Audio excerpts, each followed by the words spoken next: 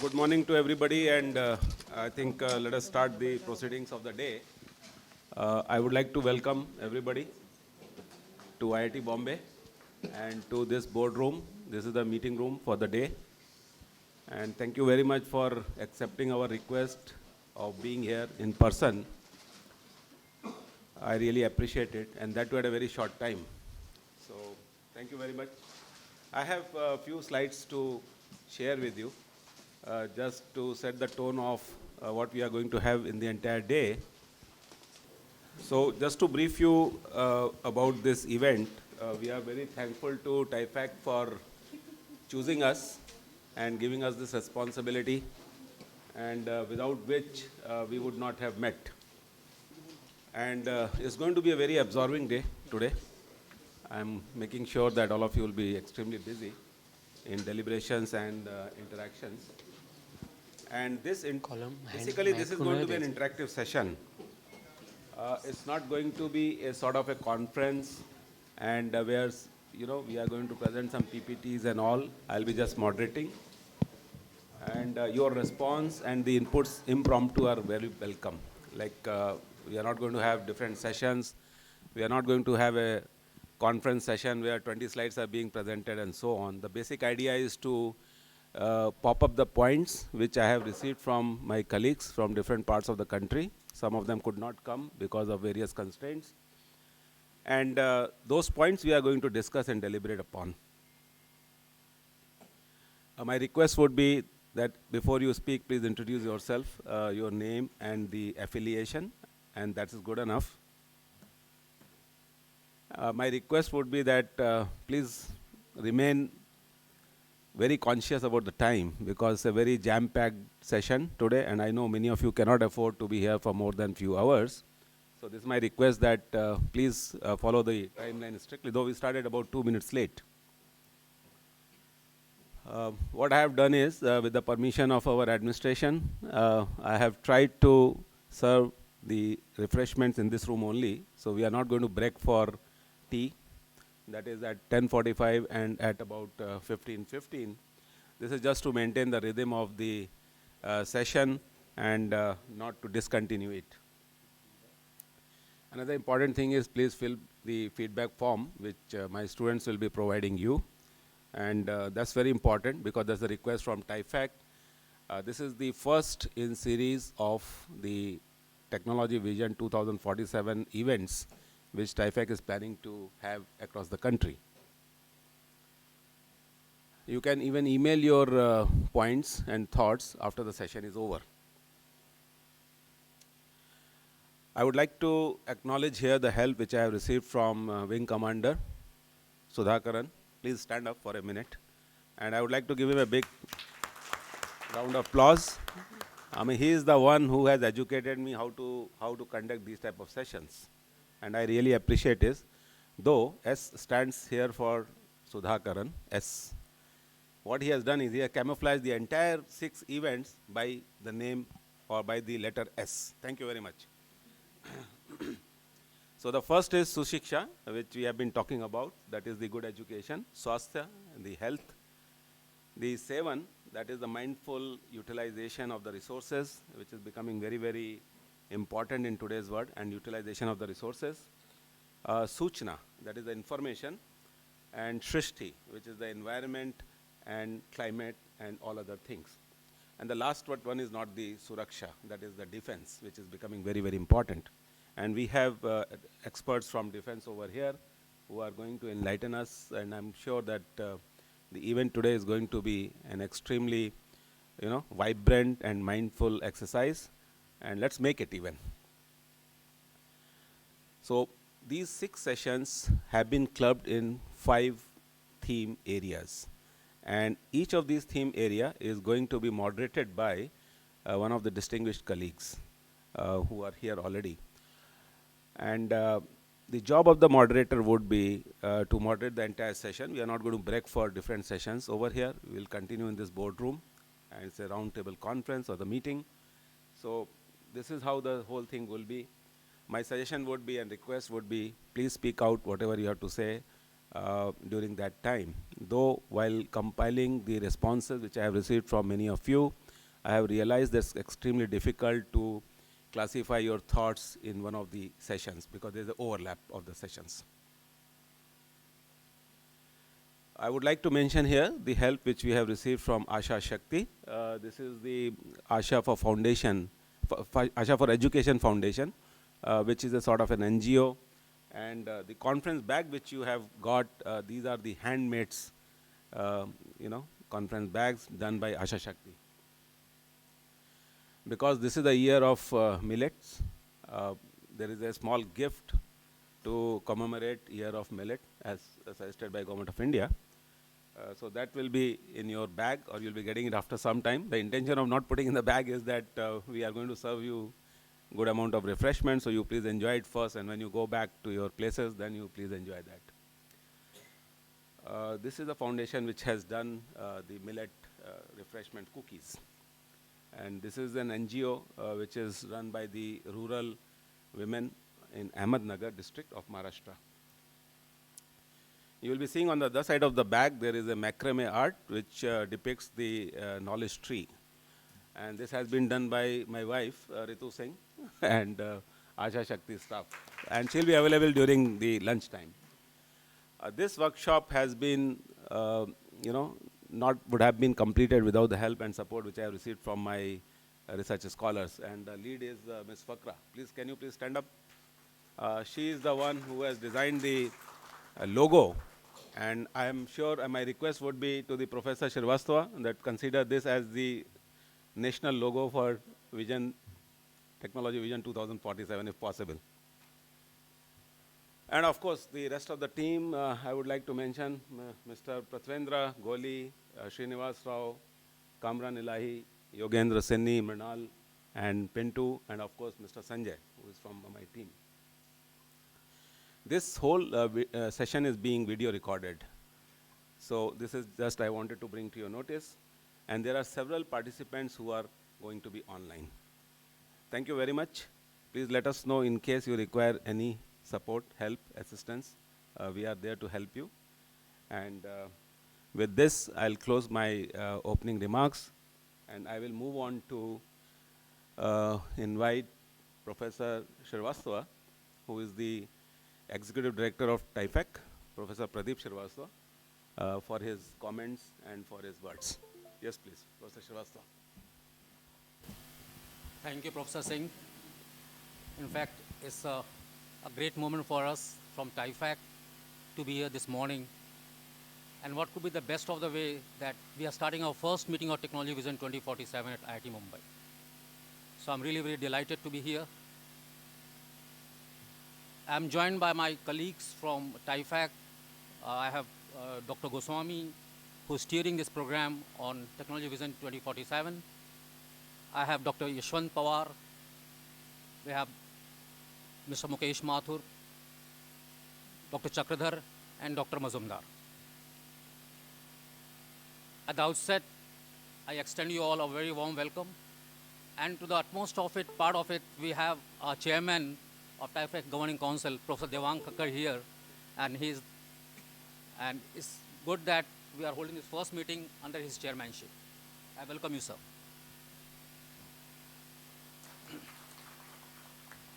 As we all know, TIFAC as an institution is considered to be technology think tank for Government of India. And the whole name goes as Technology Information Forecasting Assessment Council.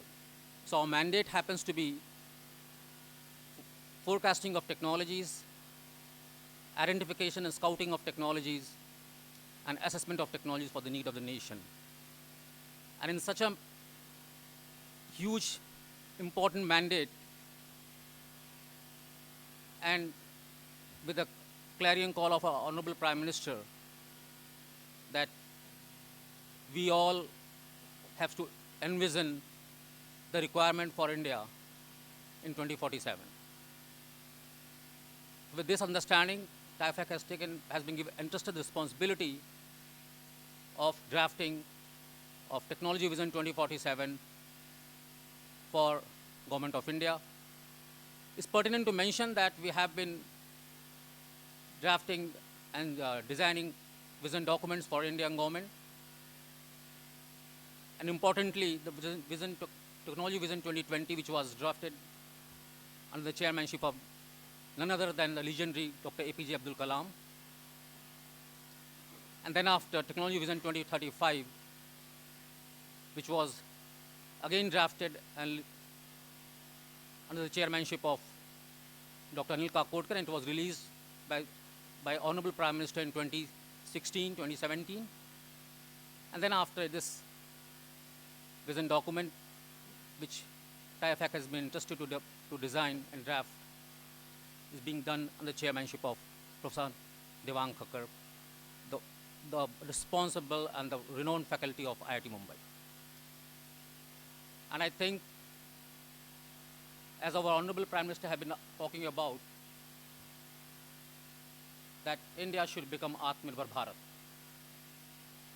We should harp upon self-reliance. And when we talk about self-reliance, this can be done only one single route, and that is technology. We should develop our technologies. We should develop our own products for the country, and we should be self-reliant and self-sustainable. So in this path, wherein we have to seek our strength from our past, from our legacy, where India happens to be the superpower in the past many years earlier. And I think if we happen to go ahead with that mandate and to become self-reliant, we can become a truly Atmanirbhar Bharat, and that's what we look forward till 2047. We know we have to identify technologies which are climate resilient. We have to identify technologies which are sustainable. We know that in the recent past, we had a huge pandemic, a big pandemic, and we have lost many lives. So health cannot be omitted as such. We have to work on technology which are to look forward for health sustenance. And yes, with a humongous population which we happen to look forward to help and to cater in 2047, is also to be taken into account. So the theme for this Technology Vision 2047 is technological independence with Atmavishwas. And that is what we look forward to cater India's huge population, along with making India an economic power. And what we look forward is that certainly India can become an economic power in 2047 with 40 trillion economy. So I'm sure the deliberations over here and in a series of such interactive workshops which are to be conducted across India will definitely strengthen TIFAC's objective and give us suitable guidelines to draw the Technology Vision 2047. And also, with such illuminaries which are present over here from various streams, from academics, for industry, for administration, I'm sure the deliberations will definitely lead us to give the best of the vision document for our destination. With these words, I thank you all and I welcome you all. Thank you. Thank you very much. Thank you very much, Professor Shrivastava, for your address to all the delegates. May I request now Professor Devang Khakkar, ex-Director IIT Bombay, my colleague and Chairman TIFAC. Yes, please. Good morning.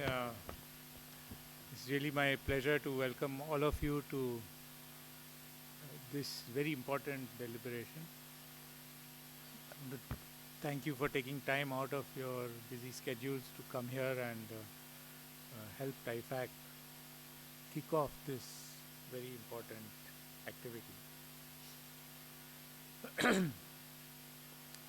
This is an activity that has been taken up periodically but the present one is particularly significant, as Professor Srivastav mentioned, that here we are talking about Vision 2047, that will be 100 years since India became independent. And so, that's a very significant event, and we really have to think,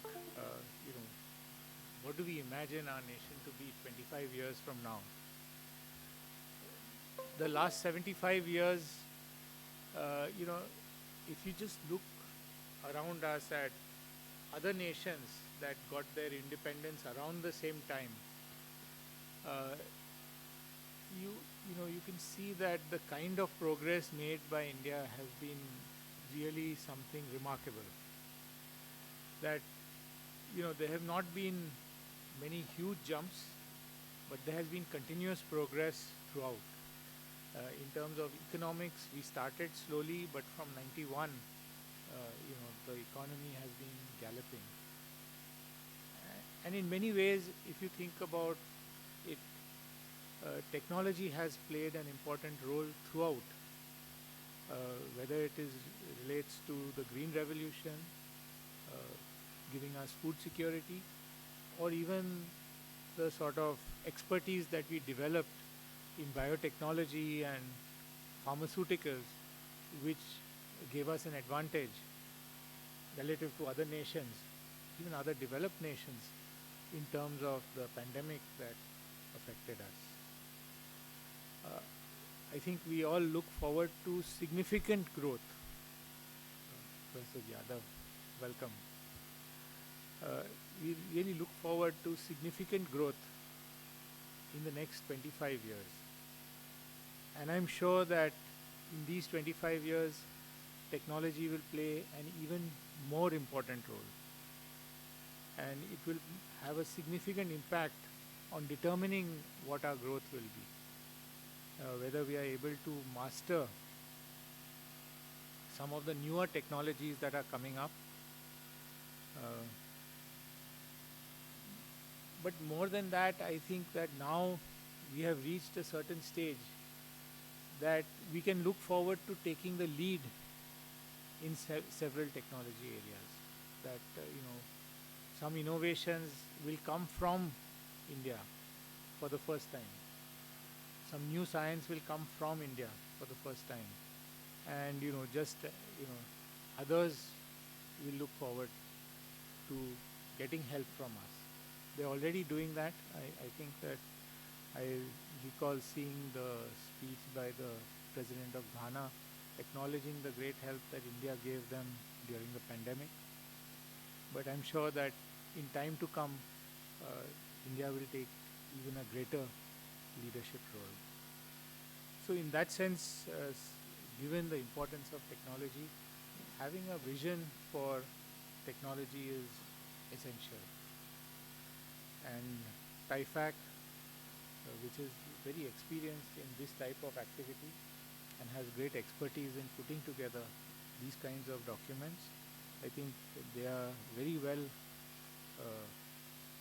sort of set to anchor this exercise of developing a vision for 2047 for technology.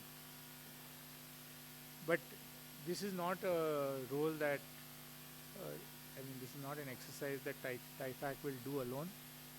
We rely greatly on experts like yourselves to give us guidance and point us in the right direction so that this vision can be developed. And besides this, several other, and I think Dr. Goswami will tell us exactly what the process will be, but we are going to look for a wide-ranging set of inputs from various sectors and various institutional experts as well to prepare a comprehensive document. Now, I feel that this document, the importance of this document will be entirely dependent on how useful it becomes. That we should prepare a document which will be useful for all stakeholders within the government and within the private sector to plan for the future. So that is, if this document is well prepared, then it can provide some kind of roadmap which people can try and plug into, and so that we have a sort of coherent way forward. And so in that sense, getting it right is quite important.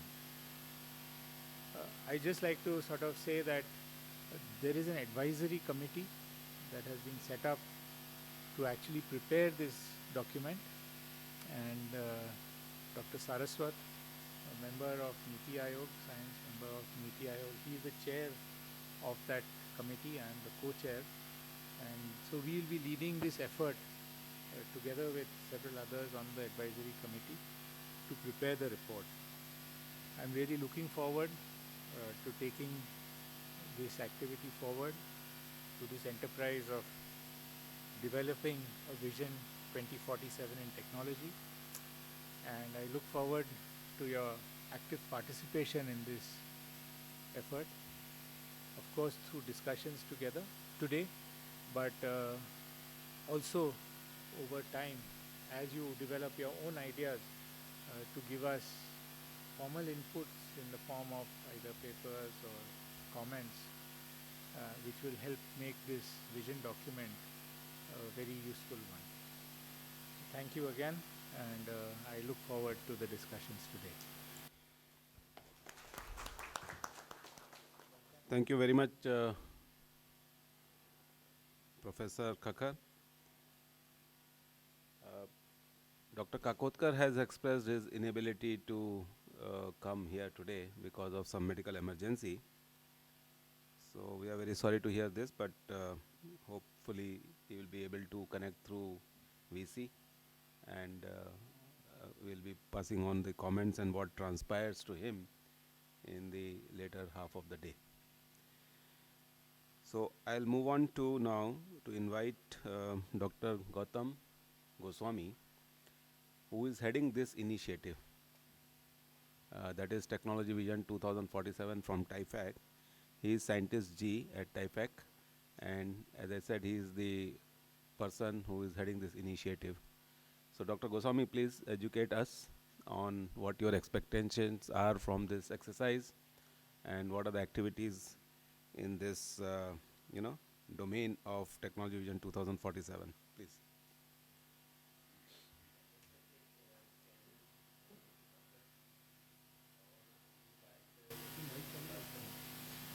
Yes, mic, please.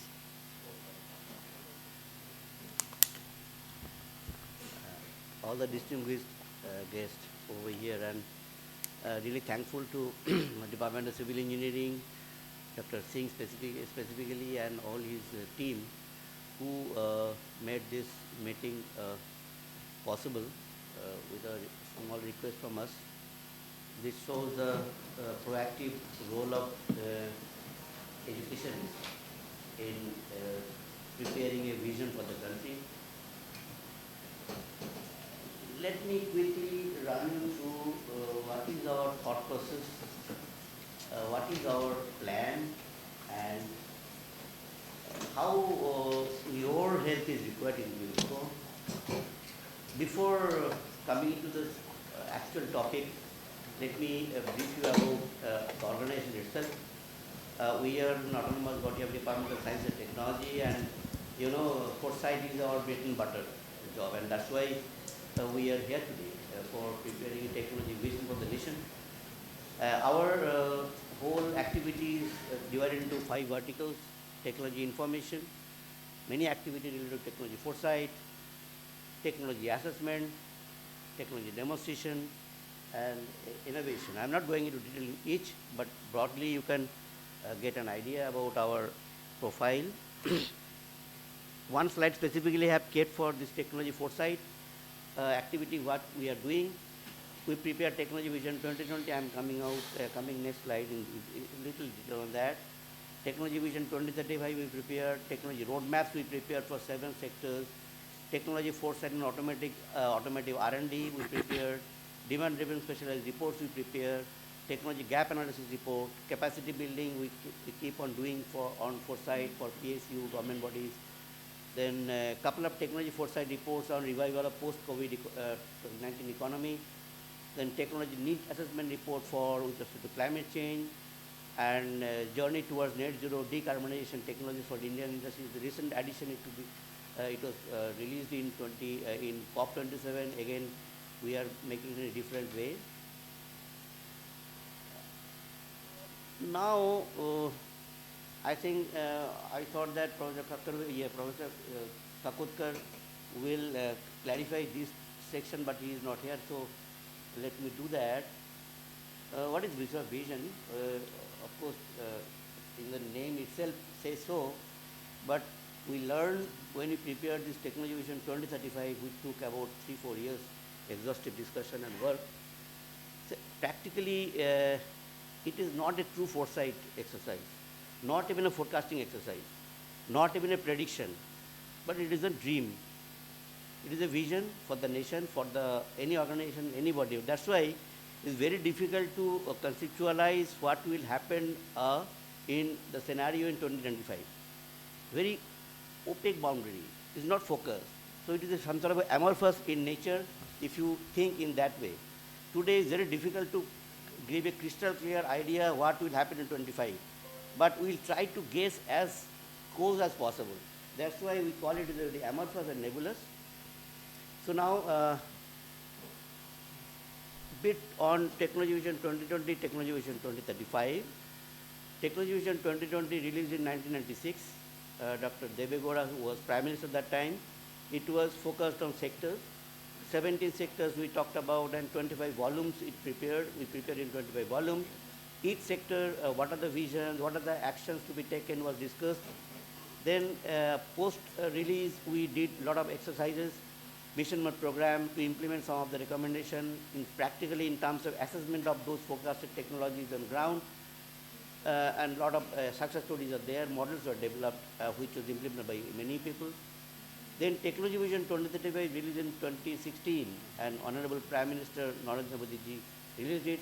It is an aspirational base. So technology is the center which will ensure security, strengthen the identity, and enhance the prosperity of India. That was the basic philosophy based on which the document was prepared. So technology in the service of India, ensuring the security, enhancing the prosperity, and strengthening the identity of every Indian. You know, what we did is to deliver these three facets of life. We prepared some sort of more than 150 technologies and grouped them in different readiness levels. And one readiness level is technology in the imagination, where technology, even R&D did not start that time. I am talking about 2011. Today, many of the technologies are in R&D stage. So I am not going to detail on that, but it needs one full day to talk about this vision exercise. So anyway, but the message is that was based on technology heaviness.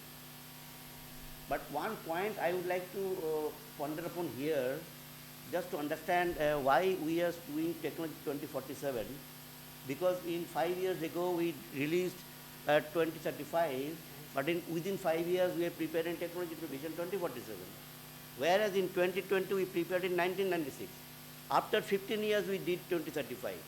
What prompted us to do so frequent a vision document? Answer is, in 1996, and if you see 2011, when we started, whole scenario is changed. Lot of technological development are happening very fast. Geopolitical relationship built differently. Accessibility to information is in a different way now. So we thought that every 5 years, all such documents will be recalibrated, considering the development, considering the technological development, other first development of different scenarios. That's why we are here today. Because and secondly, our Prime Minister has given a vision that we have to be a developed nation in 2047. But that's why different organizations is doing it. TIFAC's mandate is to meet those visions with the technology. That's why we here, right? And post release of 2035, different actions are taken by different organizations. Recent action, I can say that some defense organizations, they have come out with 103 technologies they took up from our document, and they are now investing on those technologies, how to move them, how to make them on ground. It's a recent addition. That's why I'm mentioning it. Otherwise, so many programs have developed, so many technologies have been developed, so I'm not going to detail on that.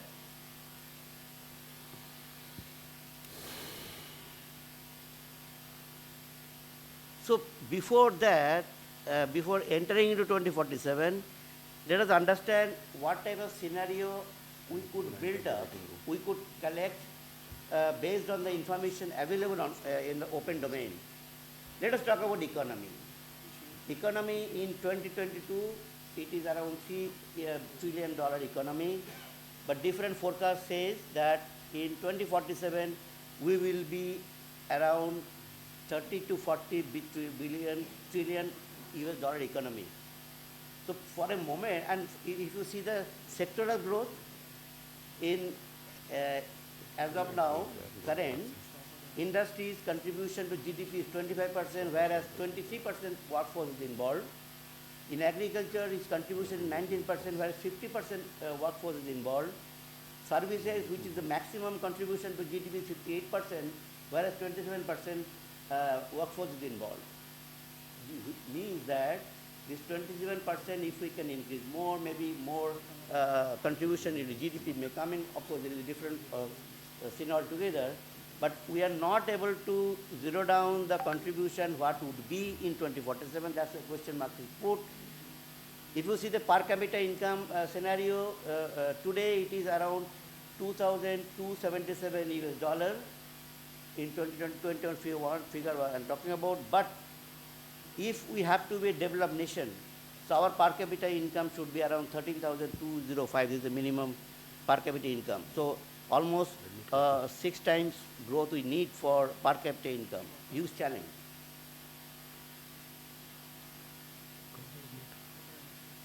Next. If you see the import scenario, it is the top 10 import sector which are giving almost 81% import value of India. Why I am saying so? Because this will give us some sort of a lead. What are the technology we are mostly dependent, we are dependent on the import for all such technologies. I will come next. Next. Next. Okay. So for a moment, if we think that we are sitting in this room in 2047, we got the economy about 30 to 40 trillion US dollars. What we can envisage that what is available in 2047 that time. We have a massive rover infrastructure here in place. That's why we could achieve this economy. We are global intellectual hub. Inclusive and equitable growth happened, and social status has improved. HDI has improved significantly. Presently, we are at 132. It has to have a single-digit HDI. Then, strong export base we have. India is World Innovation Manufacturing Service Hub, and it is a data and AI capital of the planet. And we have demographic dividend, and 25% of global workforce would be catered from India. I'm talking about in 2047 when we have achieved this economy. Some sort of a, to trigger our thoughts to take us to 2047. Next. Now, having said so, what we decided that in 1947, India became independent, right? In 2047, after 100 years, can we eye for technologically independent? Still, we are dependent on many factors for technology. Let me brief you about what are the concerns in achieving this vision. Vision we have kept very nice, but whether it is doable. Just 1 minute. Okay.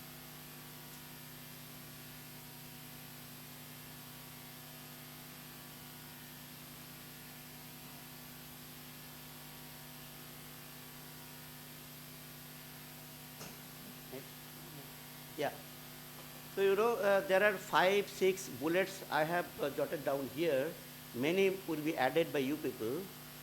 But what we thought is that high import dependency for rare earth minerals could be one of the bottleneck for India in achieving technology supremacy or technology independence. I will come with a few more slides to justify that. Low investment in R&D and industrial research. We know that our investment in R&D is less than 2%, less than 1% rather.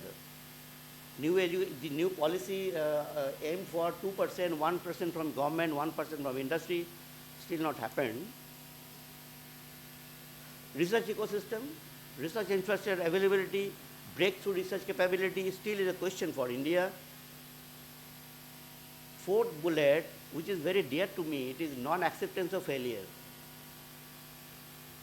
To appreciate failure, that mentality is not yet developed on us. Even from funding agency, once a project is failure, you will toil your shoes to get another project because your stamp is failed.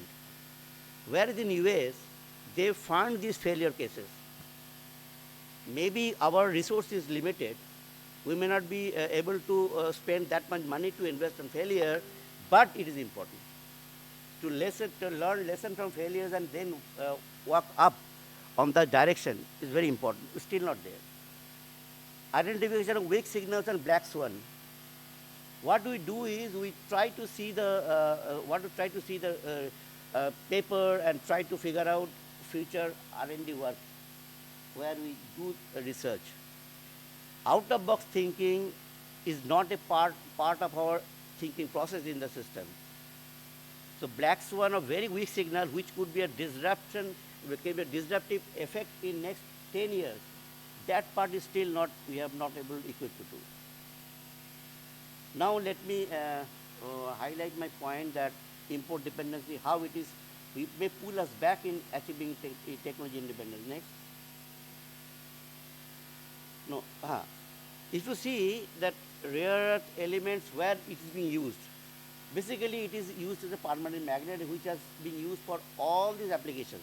So it has huge applications of RED, rare earth elements. Next. But if you see the export-import scenario of rare earth elements, imports are huge. So it is not only draining economy, it is not help us to achieve independence, technology independence. Next. Right now in 2018, mostly sourced from China, Japan. Very much dependent on that. So to achieve technology independence, there are two issues. Either we build up a system where these rare earths are available at a affordable cost, or we change our fundamental research in a different direction so that we can get away different process altogether. Where these rare earths are used, can be that process will help us in doing that. Absolutely utopian thoughts, but somewhere maybe that direction you have to give a thought. Next. So seeing those, what is our key driver for 2047? What are the factors will drive our 2047? First is sustainability. Sustainability in all forms. Sustainability from climate, sustainability for economic sustainability. Global leadership. We have to achieve the global leadership. We have to have self-reliance. And last one is India should be the innovation hub for the nation, for the world. But the center of the factor is education and skill set. This will help us to achieve all these, to address these drivers. Next. So the narrative which we stride upon is striding to technology independence, a self-reliant developed India. If we do the backcasting of that, how to achieve those, there are a couple of points we could gather out that. First, we will assess the impact of technology vision 2035. What has happened? Whatever slide I have shown, it is some sort of a superficial analysis. But detailed analysis already we have started. What are policy formed? What are the program developed? What are the changes in technology readiness level which you forecasted in 2011? Then this time we will prepare vision document on plausible scenarios. You know, in forecasting language, future is uncertain, always we know that, but how present scenario will unfold, nobody knows. But there is a technique where you can zoom into few scenarios where a scenario could be very, optimum or optimized scenario, maybe a BAU scenario, maybe a pessimistic scenario, but this scenario is very important. We will do that this time and try to map technologies for each scenario.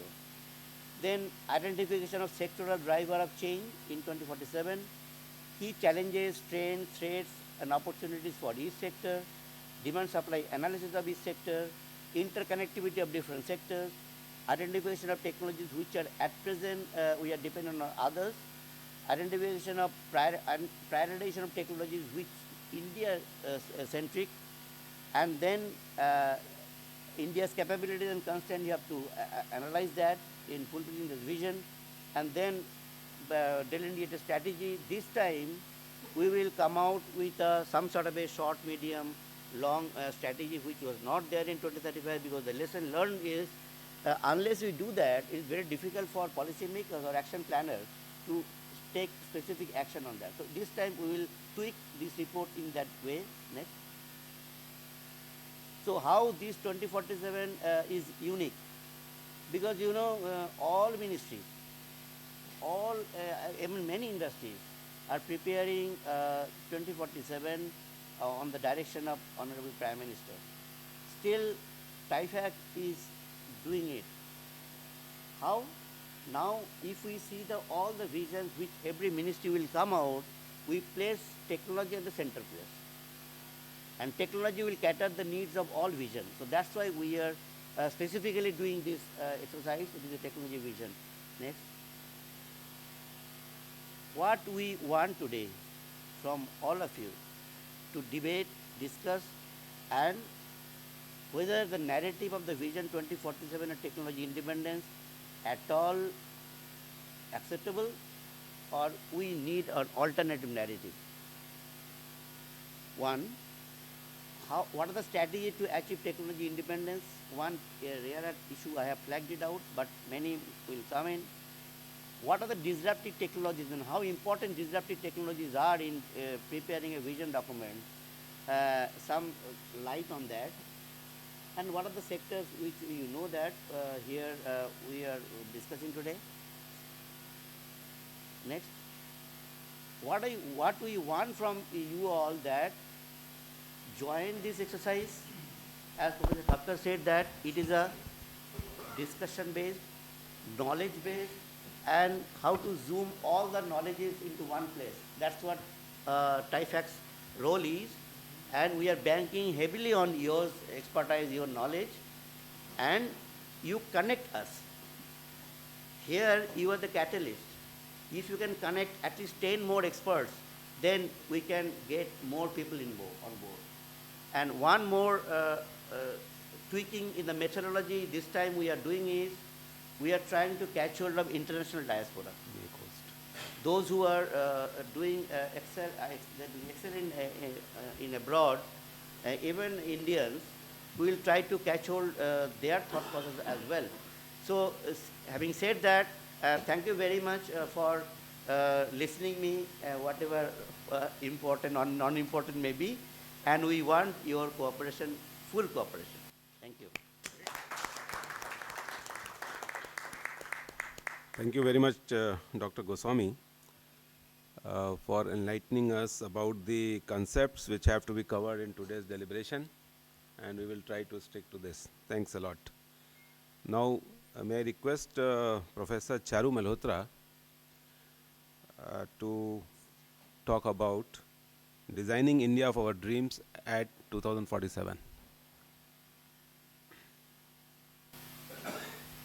Thank you, Professor Singh, and namaskar all of you. My warmest regards to each of you for being a very important part of the activity and for ensuring that we build up India of our dreams, like Dr. Goswami also said. So could we start with the presentation, or you want me to go extempore? Yeah. So while this is getting loaded, I'll just share with you the organization I represent. It's known as Indian Institute of Public Administration.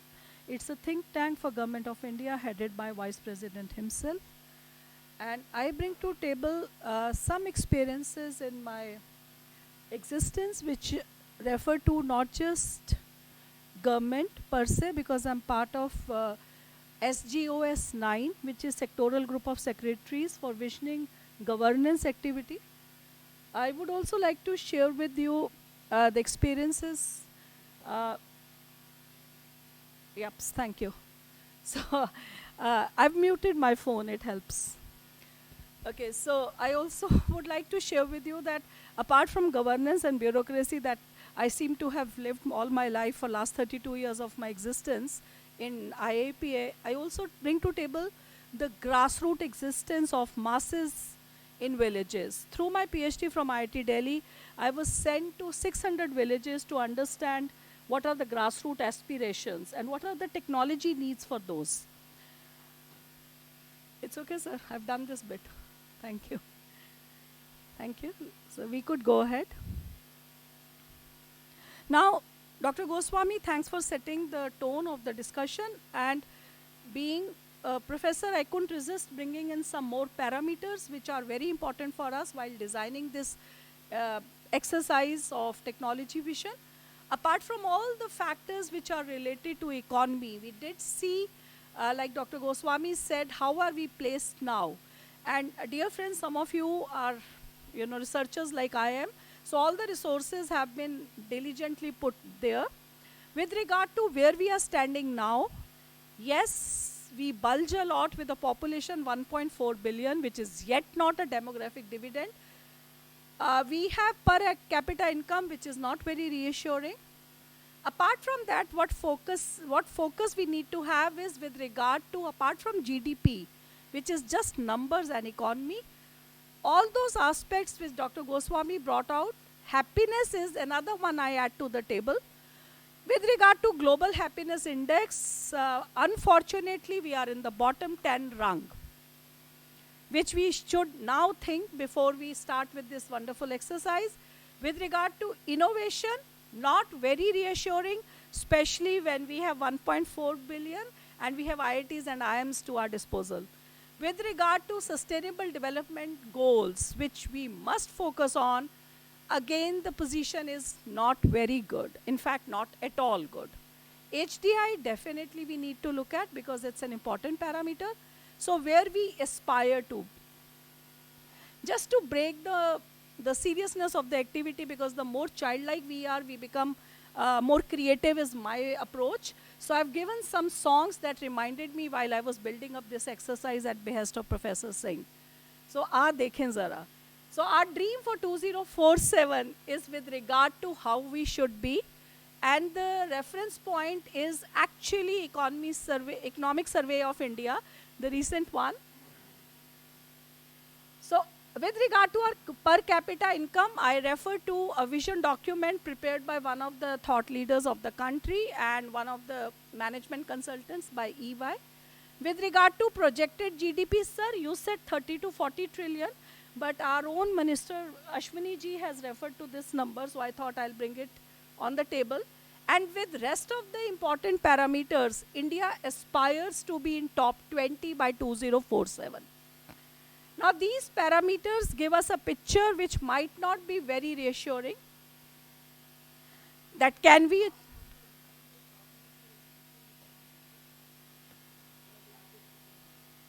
Sir, our dream. Sir, demographic dividend of the population by that time. We are 1.4 billion right now, and we aspire to be 1.6 billion in the curve, which is our working force, population, sir. Population which is not a liability but an asset. Sir, my foppa. I was just trying to economize the slide space. Thank you, sir. Yes, sir. Thank you, sir. I mean, inshallah. It would be number one. I take it as your prophecy. I perfectly agree. So we move ahead. Yes, sir.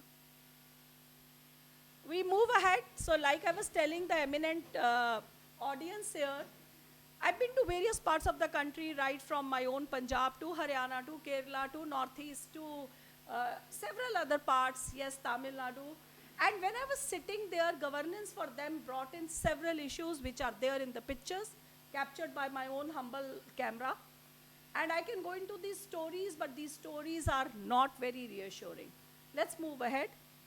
However, thoda hai, thode ki zarurat hai.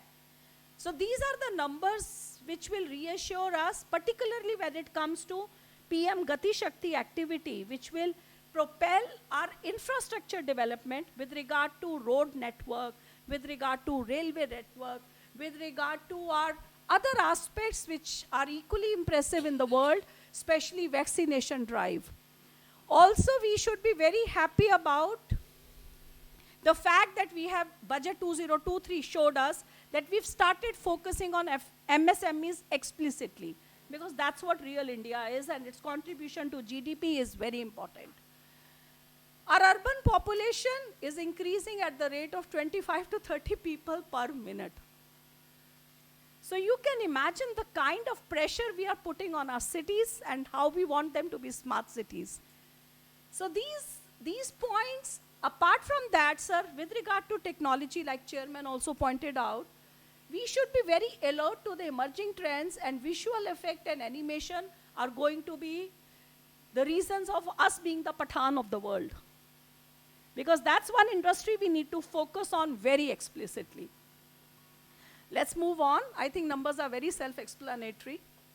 Now, this is the meat of my presentation in terms of a SWOT analysis, which I have reworded as the strengths come in terms of governance focus, which is happening in our country. And I speak with a lot of experience of sitting with 12 to 13 secretaries of Government of India for doing this vision exercise with them for SGOS 9 governance. Then, to the lower, just beneath shift in governance focus comes what is the opportunity our beautiful country hosts. We are already on the track. To the right of the slide, we come up with what could be deemed as potentials that we must focus on when it comes to technology. And at the end, like Chairman himself and Professor Srivastava too pointed about, what could be the headwind to this journey? So with this kind of lens, let's look at the first one. How is governance in our country expected to move? One thing we all know as citizens of this beautiful country is that we are no longer aspiring to just provide roti, kapda and makan. We've already focusing on health and education, and we intend to move towards ease of living, ease of doing business, which is indeed a very good focus for us.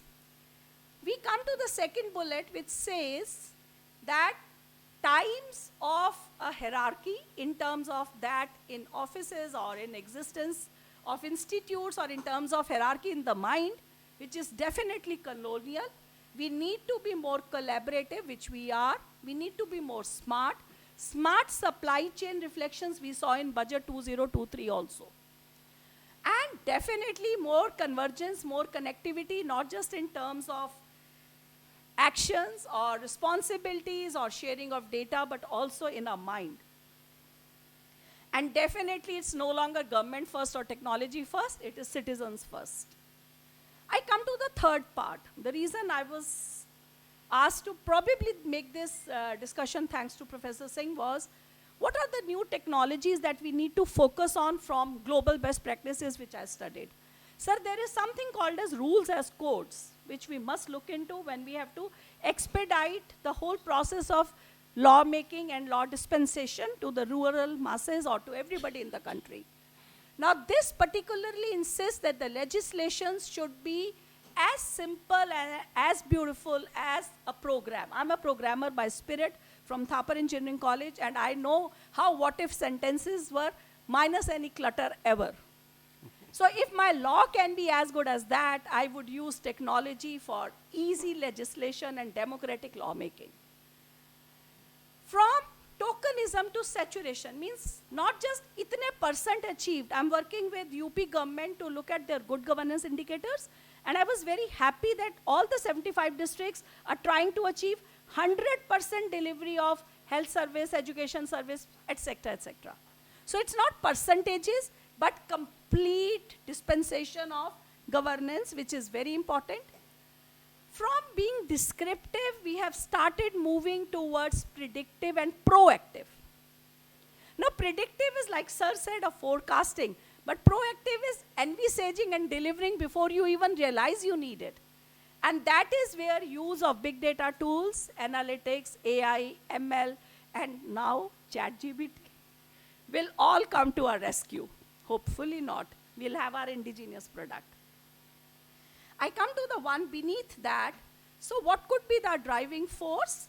By my understanding, I think Vision 2047 by Hon'ble Prime Minister very clearly says that any vision exercise is based on 4 pillars: economy, infrastructure, systems, and demand. So based on that, what I gave was definitely, as I said in the initial remarks also, that rapid growth of MSMEs could be the engine of growth for us. Also, we know that our citizens are no longer accepting what is being doled out to them as passive recipients, and now they are demanding, and that is our strength.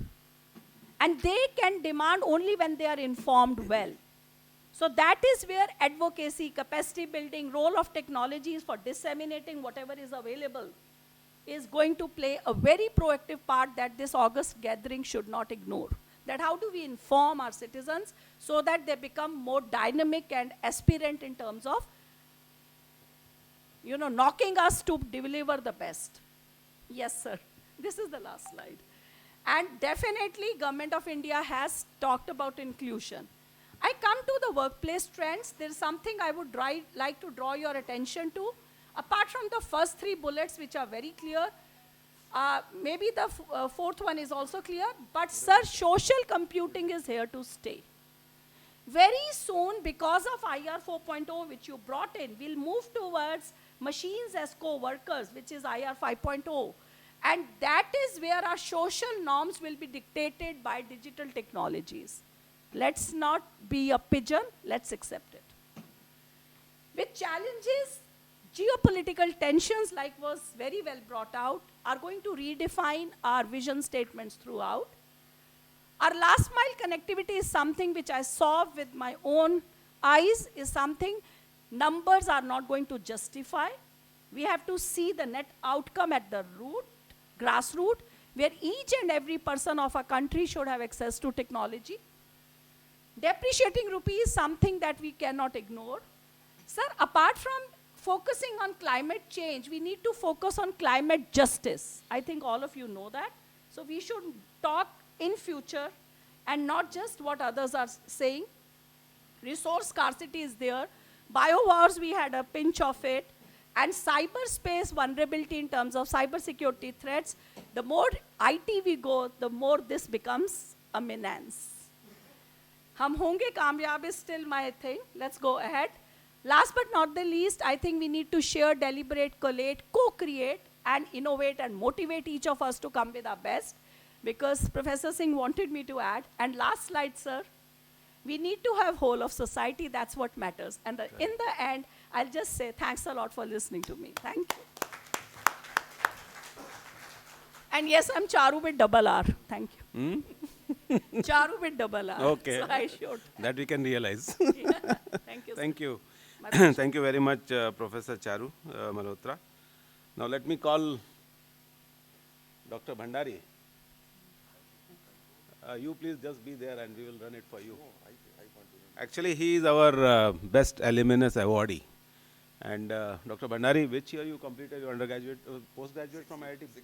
1964. So I was just reminding him today morning that again you are back to IIT Bombay. And please don't forget, I teach third year undergraduates. Please. So let's welcome Dr. Bhandari, former alumni of IIT Bombay, contributed to the area of sustainable development of the hilly region He has almost spent his whole life in the disaster management related issues. And he is the founder of the National Disaster Research Institute, NDRI. Yes, Professor Dr. Bhandari, please.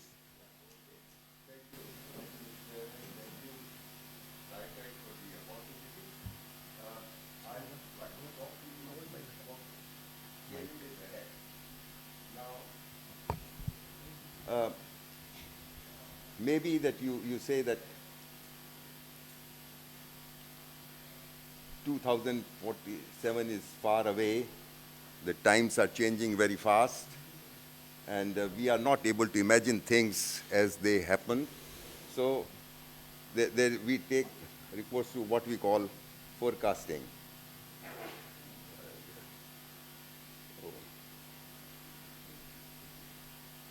Yeah. Is the pointer working? No. Maybe I do without pointer then. So please go ahead. We'll manage. Yeah.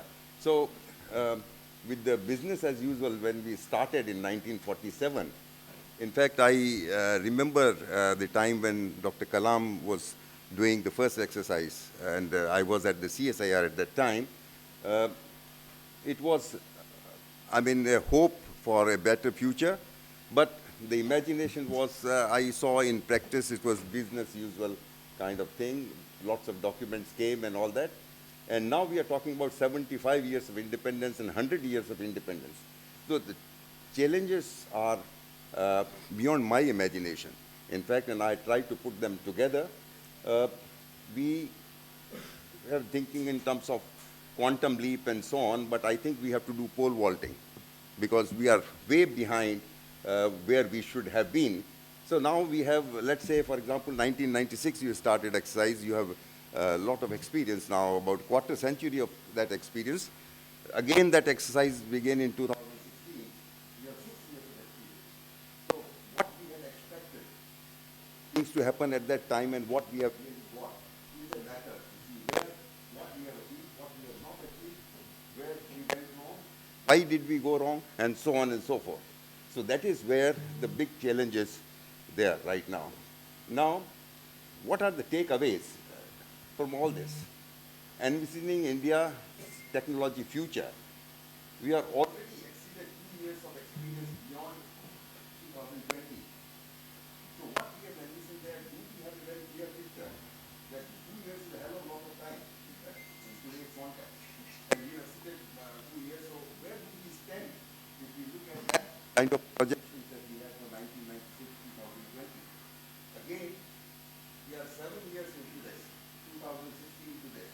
So I think it would be a very interesting thing to look back and say that what these 7 years have meant at that time and how we perceive it now. That is how we can learn from this. The reality check of performance achieved during the period 2016 to 2023 and highlight the differences. Projections made in 2016 for the period 2022 to 2025 by the architects of Technology Vision 2035, how different is our current way of thinking? So I've said clarity of vision, where we stand today, where we would like to go, what is our strategy, roadmap, how can we make things happen, and what is common ownership? Because it's not something top down and we have to implement and see the result on the ground. So the national needs, aspirations, all these have been talked about. I leave it there, but the last one is the threats and hazards about which I'll be talking. So what is the biggest challenge then? Already it has been said, I won't go into this $5 trillion economy by 2025 is that only 2 years away, and Prime Minister said third largest economy, 2047, many of the industries and others have predicted $40 billion. So we have a lot of challenge in envisaging India's future. So we must become master of technology and not the slave. This I want to prove it by my presentation, that there is a great danger. The real danger is not that computers will begin to think like men, but that men will begin to think like computers. And the challenge is to make sure that we are confident to manage technology and would never let technology manage us. So there are two famous quotes because I think we are looking at the hope. So I'll read Einstein first. After the class first, I happened to meet him in Sri Lanka. And you know, at that time when he was talking about wristwatch telephones, he scarcely believed, but today I have a wristwatch with a telephone.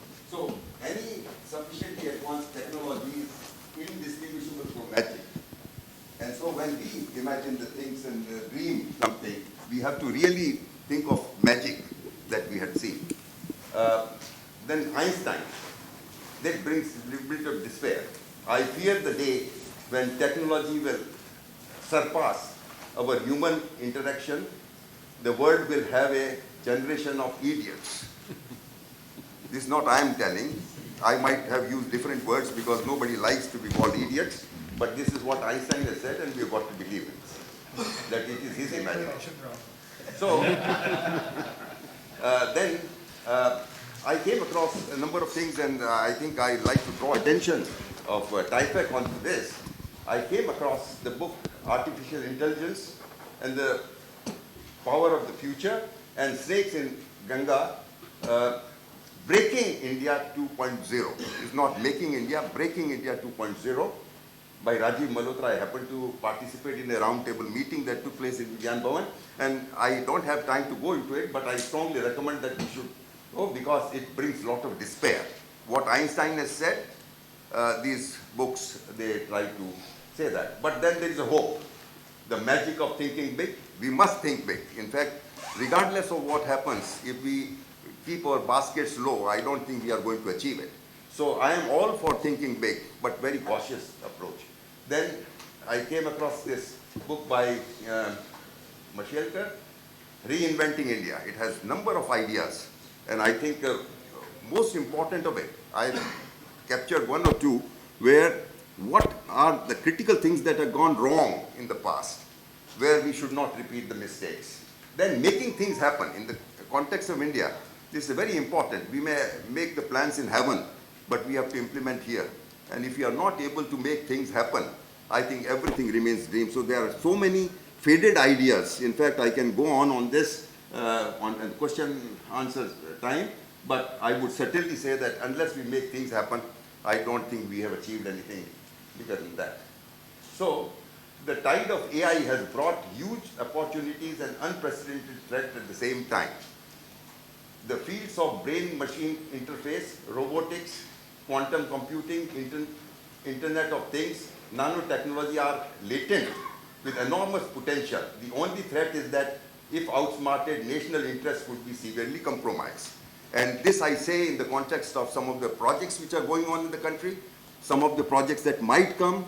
How have we guarded our national interests in launching those projects is a question that we can debate and discuss. With AI in wrong hands, there is enough evidence to suggest that millions of people may face the threat of being dragged from cradle to the graveyard. And this is true. Even now, we can, so I don't have to convince anybody that this is a threat. Sorry. This is the technology hazard. Next one. I'm not able. Oh, sorry. Human intervention is always there. Focus on technologies yielding multiplier effect. This is what I would like to say, that you will have a basket full of possibilities. All interesting things you have, vital, essential, desirable, but where do you draw the line? I mean, you can't be everywhere. So think of those technologies that have multiplier effect, the technologies that serve the critical sectors of economy, and realize the dream of Atmanirbhar Bharat. It doesn't mean that we start doing everything and become Atmanirbhar everywhere, but we have to pick and choose. Down the memory lane, India needs to learn from the vital consequences of technical denial, technology denial in India in critical sectors such as supercomputers and cryogenic engines. We know this. I mean, all of us are aware of that. In mid-1990s, when National Aeronautics Laboratory, in fact, I was in CSI at that time, we were talking about this 14-seater Saras aircraft, 4,500, 15,000 components, and denial of just one component delayed the whole thing by 2 years. So see this, and this is not my figures, this is discussed by Mashelkar in his book, Reinventing India. So these are the facts of life, that you go so fast, think in terms of 14,999 components, and if one is denied, what is the consequences of that? So deliver a comprehensive and well-researched, systematic, analyzed list of critically important eco-friendly technologies. Now I underscore this because this is the field where I say that we are all talking about sustainable development. We all want sustainable development. We are all committed to sustainable development at national and international level. But put your hand on the heart and say that what are we doing towards that? And how far we are. I want success stories. I mean, TIFAC should prove itself by taking from the vision documents of before what are the success stories and prove that they are eco-friendly sustainable development. And that is where the learning example is there. Tap the expertise of non-resident Indians. In fact, I had the honor of coordinating this transfer of knowledge through expatriate nations top 10 program. It was highly successful program. I can tell you that 5 years of my running this program, $8 million only at that particular time, but this was not further extended. And I can tell you that when I went for a global tour to convince everybody that yes, this is there in India and abroad, nobody was unconvinced. Everybody was convinced. It still didn't happen. And at the tea time, when somebody in California, Mr. Agarwal, who was the chair of that group, asked me how much money you need for this, and I said about $8 million. He said, why did you have to come all the way to California? You could have given me a telephone call. And that rings bell in me that people are willing to pay for it. But are we willing to see that things, see the light of the day? We have to come out of the tunnel. In fact, so these are the things where somebody will have to fix accountability and then see that the things happen. Human index, somebody has already talked, so let me skip that part of it. Unemployment situation. This is also very important that technology we choose, we should have that. Now, technology, TIFAC should focus on identification technology domains for indigenization, which promise for transformational change, invest in the research to support indigenous entrepreneurship. Now, all we need to do is to document and get inspired by dozens of path-breaking stories scripted by our own individuals and institutions. That is, I mean, India has got many success stories. In fact, I tell you that those people who read, they get so much enthused by what has happened in this country. But very large majority of professionals are not even aware of those things. So how can we inspire that? Take, for example, House of Garware. I am not here to have their advocacy, but just an example that they started Garware Motors in 1925 to 55, plastic industry, 1945 to 60, and paints, etc., etc. And I came in the contact much later. And when I went through this story, it was very inspiring. Similarly, another example I've taken from Dr. Mashelkar's book, Intel's latest chip, designed in Bangalore. Around 300 multinational companies did set up their R&D centers in India and include General Electric, IBM, Microsoft, and all that. Now, these are the kind of stories we can be proud of. And we have to learn from this so that we can really pole vault from that thereafter. Now, the final thing is the critically examine the future cost of present decisions. In fact, we have taken decisions wrong or right at the best of collective wisdom that we had.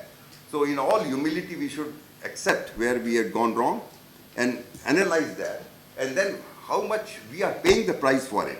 And this is in the context of environmental considerations that I particularly would like to say. In fact, when we talk about sustainable development, eco-friendly development, etc., I don't feel that the decisions that we are taking today, I mean, I don't want to go into those unpleasant things, but there certainly should be learning experience where we can take cognizance and then not make that mistake again. in the process, general tendency is to swim with the current and maintain the status quo.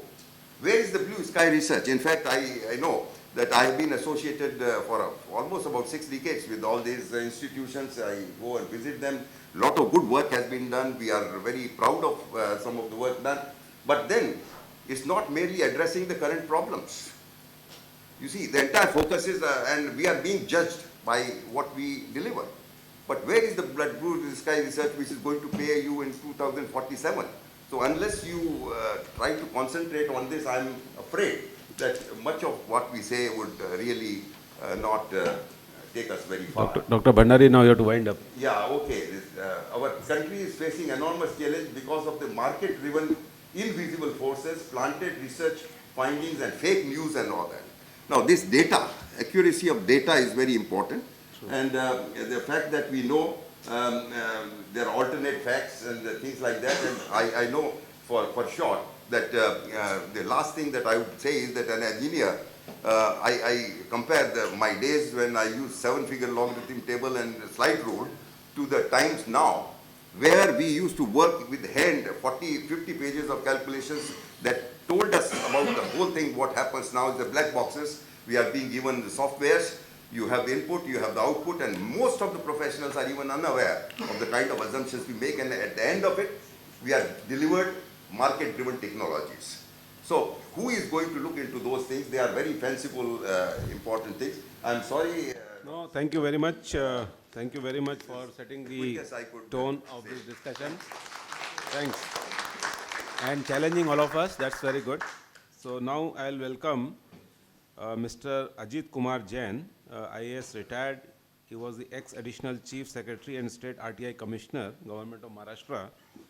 Mr. Jain is going to share his thoughts on governance perspective in Vision 2047. Yes, Jain sir.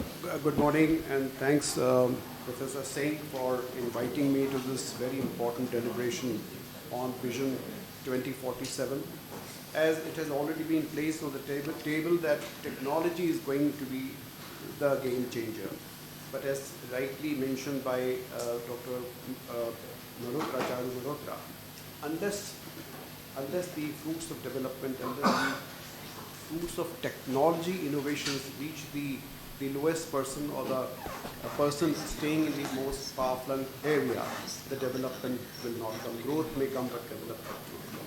And that's where the importance of a governance ecosystem which brings right kind of policy and a very enabling delivery system that is extremely important. It won't be out of place to mention that currently I'm part of a committee on good governance set up by the government of Maharashtra, where we are trying to develop a new kind of protocol, or let us say a manual on good governance. And this is being done by us in collaboration with the Department of Administrative Reform and Public Grievances. We are doing it collaboratively. And as part of that, I mean, it's not that I am part of the process which is deliberating on the vision, but I am privy to some of the discussions that have taken place. So now what is the vision in general, and I'm sure technology vision that we all are talking about here will be a subset of it. I mean, maybe the main driver, but it's part of that entire scheme. So first, as we have discussed, quantum jump in growth. I won't go into the numbers, but it is expected that we should grow at consistently 8% in terms of GDP growth, and it should be really a sustained growth. It's a huge challenge. Now, any growth without job creation is meaningless, we all know. So it has to be a job-oriented growth.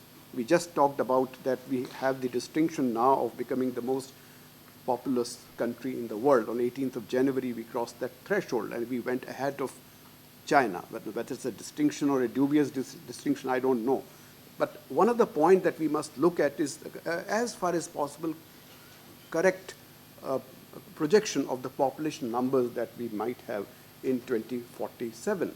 Now, if the current trend goes, the figures could be mind-boggling.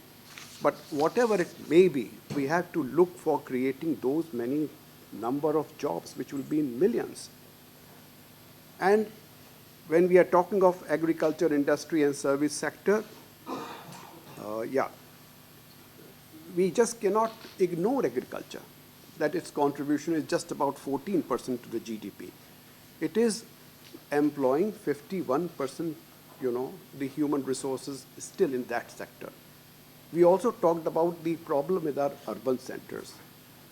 So I think it's high time we look at what Dr. Kalam used to say, providing urban services in rural areas, kind of upgrade them to urban centers and develop agriculture. Another reason why we have to focus on agriculture is again the population numbers that we are talking about.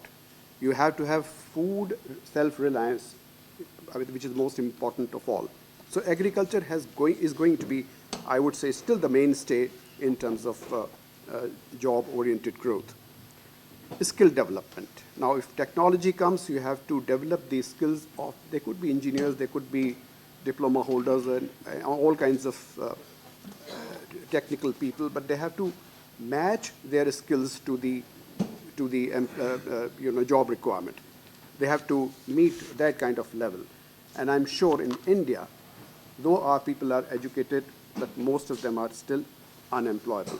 So skill development is going to be a very, very important part of the strategy to take India to that level. We have been talking about HDI. Now, we are saying that we want to become, a single-digit HDI country. At the moment, our performance is dismal. We are at 132 out of 191. There are examples galore which show that some of the developed countries in Asia, which went way ahead of India, had very strong footing on HDI indicators. May it be Korea, may it be Taiwan or Singapore, etc. So there is no alternative but to focus on the, this is next slide, okay, fine. And this has got the pointer also? Yes, top. All right, all right. Then you think it's okay? Fine. So HDI is going to be, so education and health. Of course, livability is another indicator in HDI, but education and health is going to be extremely important, and of course, that's an area where technology comes into it. Quality of education is extremely important. I mean, the recent studies have shown that though we are talking of imparting education, I mean, getting more and more students into the school, but their learning skills are still way below the expected level. So that's an area to be looked at if we want to go to that level of 2047. Environment, is an extremely important thing. It has been talked about by Dr. Bhandari. What's happening in Joshimath in Uttarakhand, right? Even now, Mussoorie, where I was trained for coming into the civil service, it is collapsing. It's very unfortunate. The fact remains that all the natural resources, may it be land or air or water, has limited carrying capacity. We are talking of carrying capacity of city, carrying capacity of Mumbai, but there is a limit to the carrying capacity of the environmental resources. If you go on putting, more and more overburden, it's bound to collapse. And that's actually very scary, and I think a sustainable development model is to be looked at. No doubt, technology is going to be the backbone of development, but it has to do a kind of a tightrope walk between growth on one hand and sustainable development on the other. So that's very important. As I said, we have to have, if any march towards 2047 is to be done in the real sense and in an equitable manner, then we have to have very, very forward-looking government policy. And I should not say, but definitely the bureaucracy also has to undergo total transformation. Now, this is the government vision which I understood. It's a work in progress. All of us know that document is not yet final. It is being deliberated at different level in Government of India. And as Mrs. Malhotra was saying, the group of secretaries, etc. So this I would say, deliberation is going on. But broadly, this is what Honorable Prime Minister would like the country to go, in the direction of. So sense of safety and security, which all of us know is the very basic to human living. whether it is physical security or psychological security or economic security. Now that's the most scary thing. Least touch points we have, more will be the ease of living, and same is the case with ease of doing business. Speedy and affordable justice, that's of course, we have been talking about it for pretty long. At the same time, there are millions of cases in higher courts, etc., that needs to be looked at. But equally important is the dispute resolution mechanism. If we want the investment to come in the country, they're already here, but there are issues with, arbitration cases or maybe whatever, different type of forums are there, but the time required for dispute resolution is huge. We have got public partnership model, and that is going to be one of the major elements of development in the decades to come. But there are number of disputes I have come across. In fact, I was maybe involved in some kind of arbitration process myself. So if a private party invests into a project and then, suddenly a decision is taken, no toll from tomorrow, or, whatever it is. So then all kinds of problems start. So dispute resolution against government becomes very challenging. So we have to have a system where dispute resolution mechanism, and we should look at 360 degrees there. Participatory government is very important. In fact, this is, I would say, a very good example of participatory government in the sense, of course, this is a very august forum, but this deliberation Jan is sir, going, 2 minutes more. All right. Okay. So, well, I'll quickly then run through. Technology-driven public services are important. I just focus on these two slides. Now, what the committee is doing in order to kind of transform administration, you have to have certain principles, just like you have to have some principles in science. So one, of course, the principle that's going to drive the good governance will be the maximum minimum government and maximum governance, public service orientation. We should not behave like my bab, but we have a service orientation. We should improve efficiency and effectiveness. Transparency and accountability is extremely important because traditionally we have been hiding behind the iron curtain, and not letting people know what's happening in terms of policy and rolling out various policies. Equity, inclusiveness, and rule of law, of course, is another very important component. Now, what we are trying to do here, which is most important for government of Maharashtra, and this is being done in other states also, we are looking at how to change the functioning of the bureaucracy in order to move in the direction of 2047 vision strategy.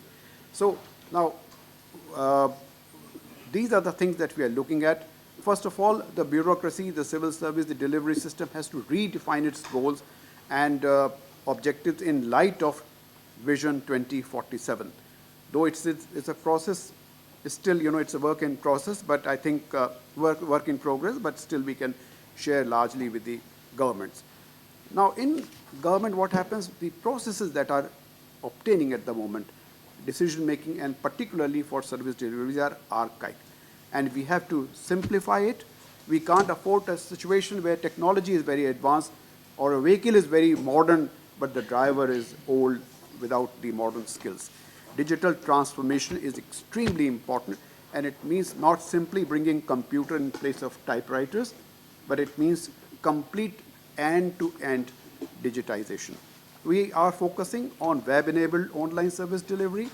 We have a Right to Public Services Act also, single portal for all services in terms of seeking information and also for getting the feedbacks of the citizens.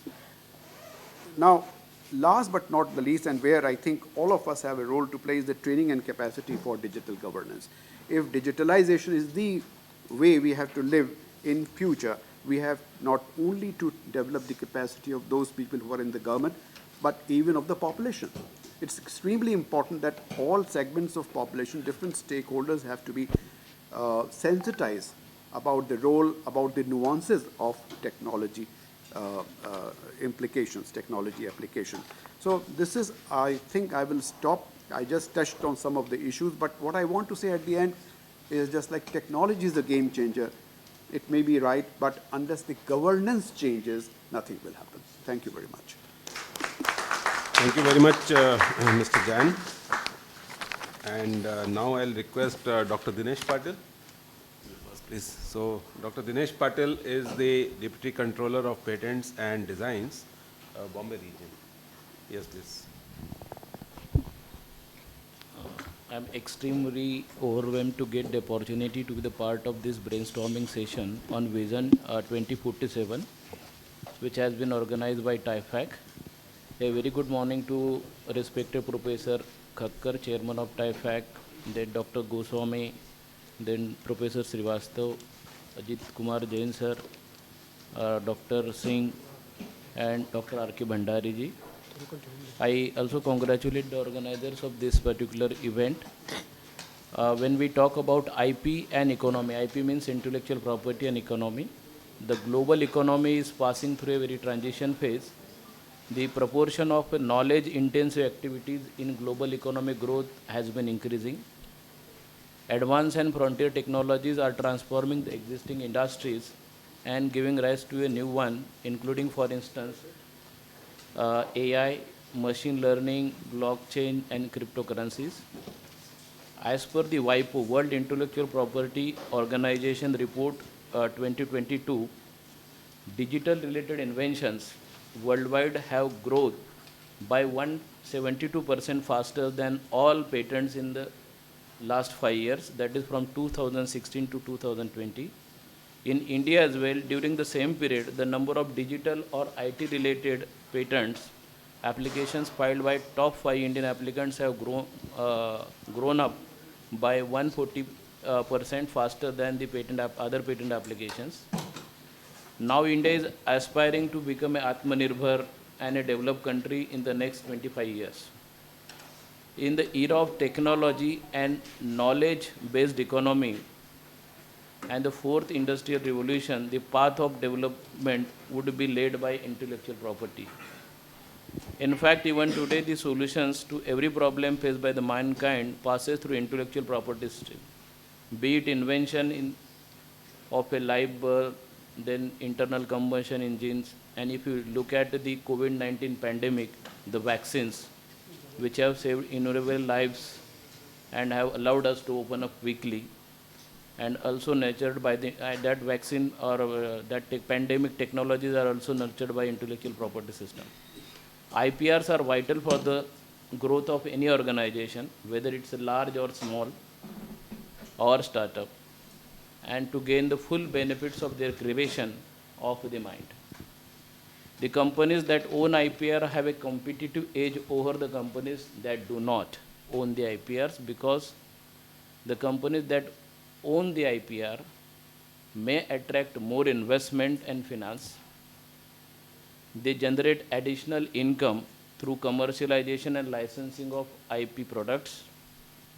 They have strong customer base because IP creates an image of your business in the mind of a current and potential customers. A study released by European Patent Office and European Intellectual Property Office shows that companies which own at least one patent or design or a trademark generate an average of 20% higher revenue per employee than the companies which do not own any of the intellectual property right. IPR for an organization are important not only for making the money by stopping the competitors from the encroachment of their properties, but also defending itself against the infringement lawsuits by the other giants. Therefore, as IPR being the commodities of technology and knowledge-based economy, or we can say Industry 4.0, a robust IP ecosystem is a must for making the India as an innovation hub and IP powerhouse of the world, thereby making an India Atmanirbhar and developed countries in the next 25 years.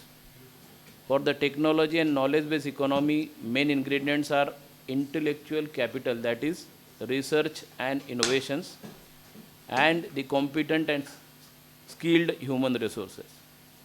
India has one of the youngest population globally. Educational institute, that is academia, plays crucial role in cultivating these young minds and prepare them as per the industry needs. Further, educational institutes also direct contributors for research and innovation, especially in the global economies like ours. Therefore, what we need in the next 25 years, that companies, whether small or large, have to work towards improving their research and innovation abilities, continuous human resource development by providing suitable training, including on-job trainings to the employees, IP creation, commercialization and management for long-term sustainability, more resilience against the risk and uncertainties and competitive edge over the others. Strong industry academia collaboration for fulfilling above objectives. And last, the intellectual property and even sustainable development goals. IP is a critical incentive for innovation and creativity, which in turns are the key to the UN Sustainable Development success stories. There are many stories about the innovations that find social, economic, health and environmental problems, and these success stories are the powerhouse reminders for our collaborative capacity to achieve the Sustainable Development Goals. One such example is a nano urea currently. The Indian Farmers Fertilizers Competitive Limited, that is IFCO, has introduced the world's first nano urea technology, an innovative solution for environmental pollution and soil health. A half of the bottle of nano urea with a better use friendly can effectively reduce up to the 1 bag of the urea. So certainly the intellectual property system and robust intellectual property framework in country is more important. So I will not take the much time as we are running short of the time. So thank you once again. Thank you for all.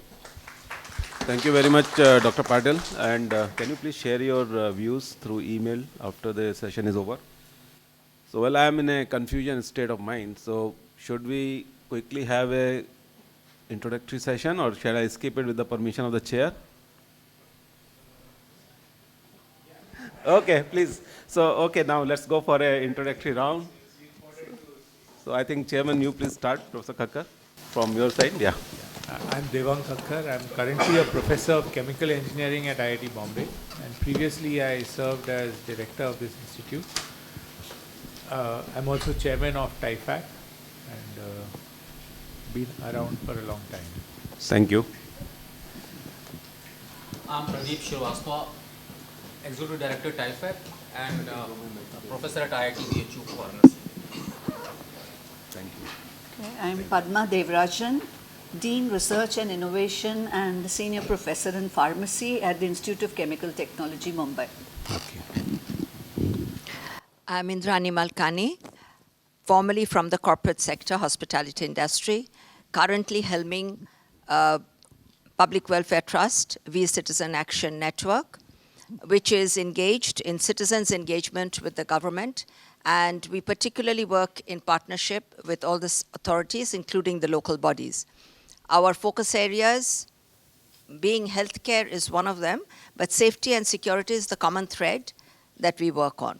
So many of the issues that will come up in the sectors will be useful to us, and some contribution we will be making. Thank you. She is a very big helping hand for me. Thank you very much.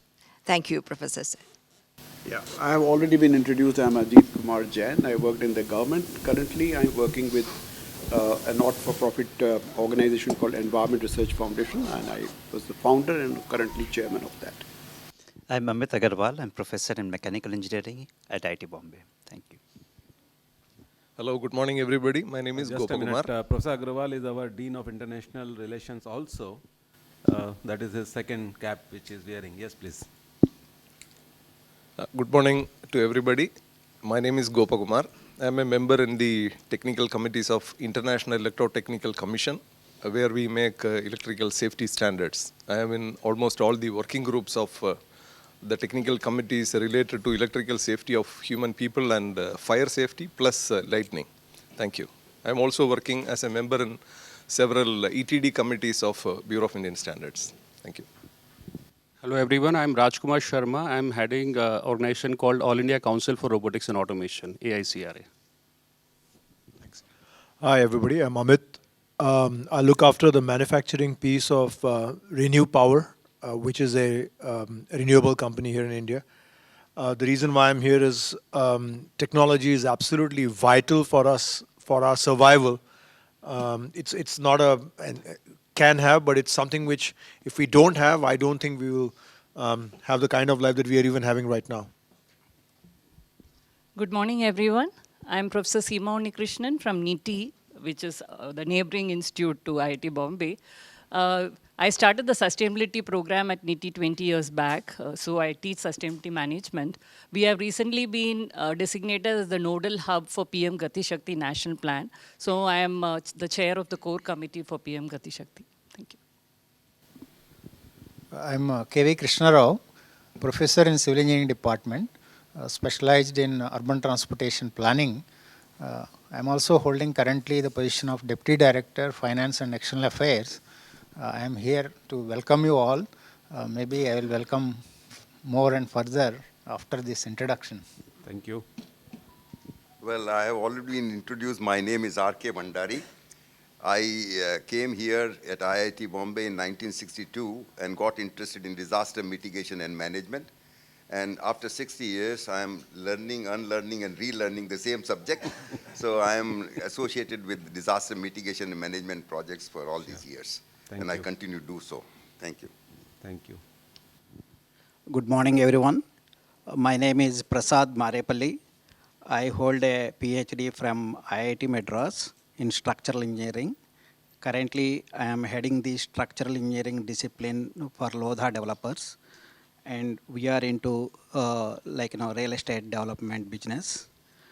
I also am focusing on the embodied carbon assessment in our built environments. And we have done an assessment for a building, what would be the embodied carbon for a typical high-rise building in Mumbai. Thank you. Good morning. I'm S.S. Chakravarti, working for almost 60 years, mostly on infrastructures, and included the decarbonization, environment, and the climate change included.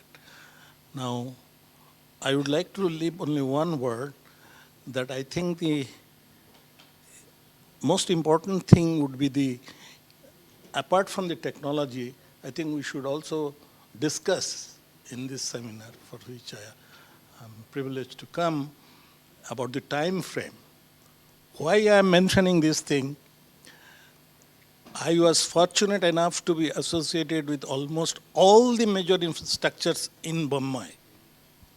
In 80s, in 90s, you take an MTHL or the coastal highway, coastal expressway, the Eastern Peripheral Expressway, or the first metro, and that is happening now. I feel, apart from, I must say, address this thing to TIFAC, that the technology, what we feel we have done, and 60 years over that, what India, 75 years, what they're doing, is extremely important. And it is in no way much less than what we are doing it elsewhere. I have been privileged to work for the last 2 years with an international community. But I find that the sense of urgency that we'll have to do it is distinctly lacking. Thank you. Oh, you are also involved with the Nivedita Bridge in Calcutta. I've talked only about Bombay. Yeah, in Bombay, I've been, and the it pains me. Retrofitting. Yes, and at the same time, I feel excited that those projects are now maturing. Okay, thank you. Yes, please. Good morning.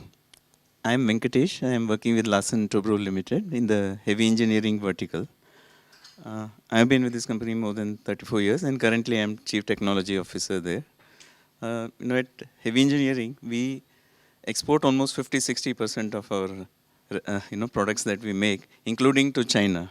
Some of the critical pieces of equipment like coal gasifiers and urea plant equipment, and more recently we are also making renewable diesel reactors which we are exporting to US. So we are proud that we are making things in India for the world. Yeah, hi, good morning. My name is Harry Quinn. I'm also IIT Bombay graduate, 1987 computer science. After completing my undergraduate here, I did my PhD in the US. I was a professor of computer science for about 15 years. Moved back to India, and now I head innovation and R&D at Tata Consultancy Services. A very good morning, one and all. Myself is Dr. Dinesh Patil. I am a Deputy Controller of Patents and Design, presently heading the Office of Controller General of Intellectual Property Rights. Although I am from the patent, but I am looking after all technical administrations of all IPRs in the Government of India. Thank you. Yes, please. Yeah, good morning, everyone. I am Mariam, a faculty from Electrical Engineering Department, IIT Bombay. Hello, I'm Sahana Murthy. I'm a professor in educational technology at IIT Bombay. I'm also currently heading the Teaching Learning Center, the Parimal and Pramod Chaudhary Teaching Learning Center at IIT Bombay. Hello, I'm Ashish Puntambekar. I'm a former strategic planner for Reliance Industries, and I now run my own small design firm. I'm the person who came up with the ideas of the Defense Industrial Corridor, the Gati Shakti project, the initial thinking behind Gati Shakti, and most of my work comes with somebody else's name on it, so nobody knows me much. So, but I'm also the designer of something. Now I'm working on mainly on banking and finance, because all of this money has to come from somewhere to finance all these things. So a lot of my work is currently in banking, of how to grow the largest banks in India. So that's my... Hello, good morning all. My name is Fakta Rashid and I am a PhD research scholar working with Professor Singh here in Civil Engineering Department, IIT Bombay. Good morning all. I am Pintu Kumar Sao and I am third year UGS student in Department of Civil Engineering, IIT Bombay. Good morning all. I am AP Jayaraman, People's Science Movement of Kerala. We believe in an alternative technology and an alternative world model of development. And I am also working for the National Center for Science Communicators. Namaskar. Myself Anand Rao. I'm a faculty member here at Sitara, that is Center for Technology Alternatives for Rural Areas. Glad to be here with somebody who works in alternative. I'm also currently heading that center. Thank you. Good morning all.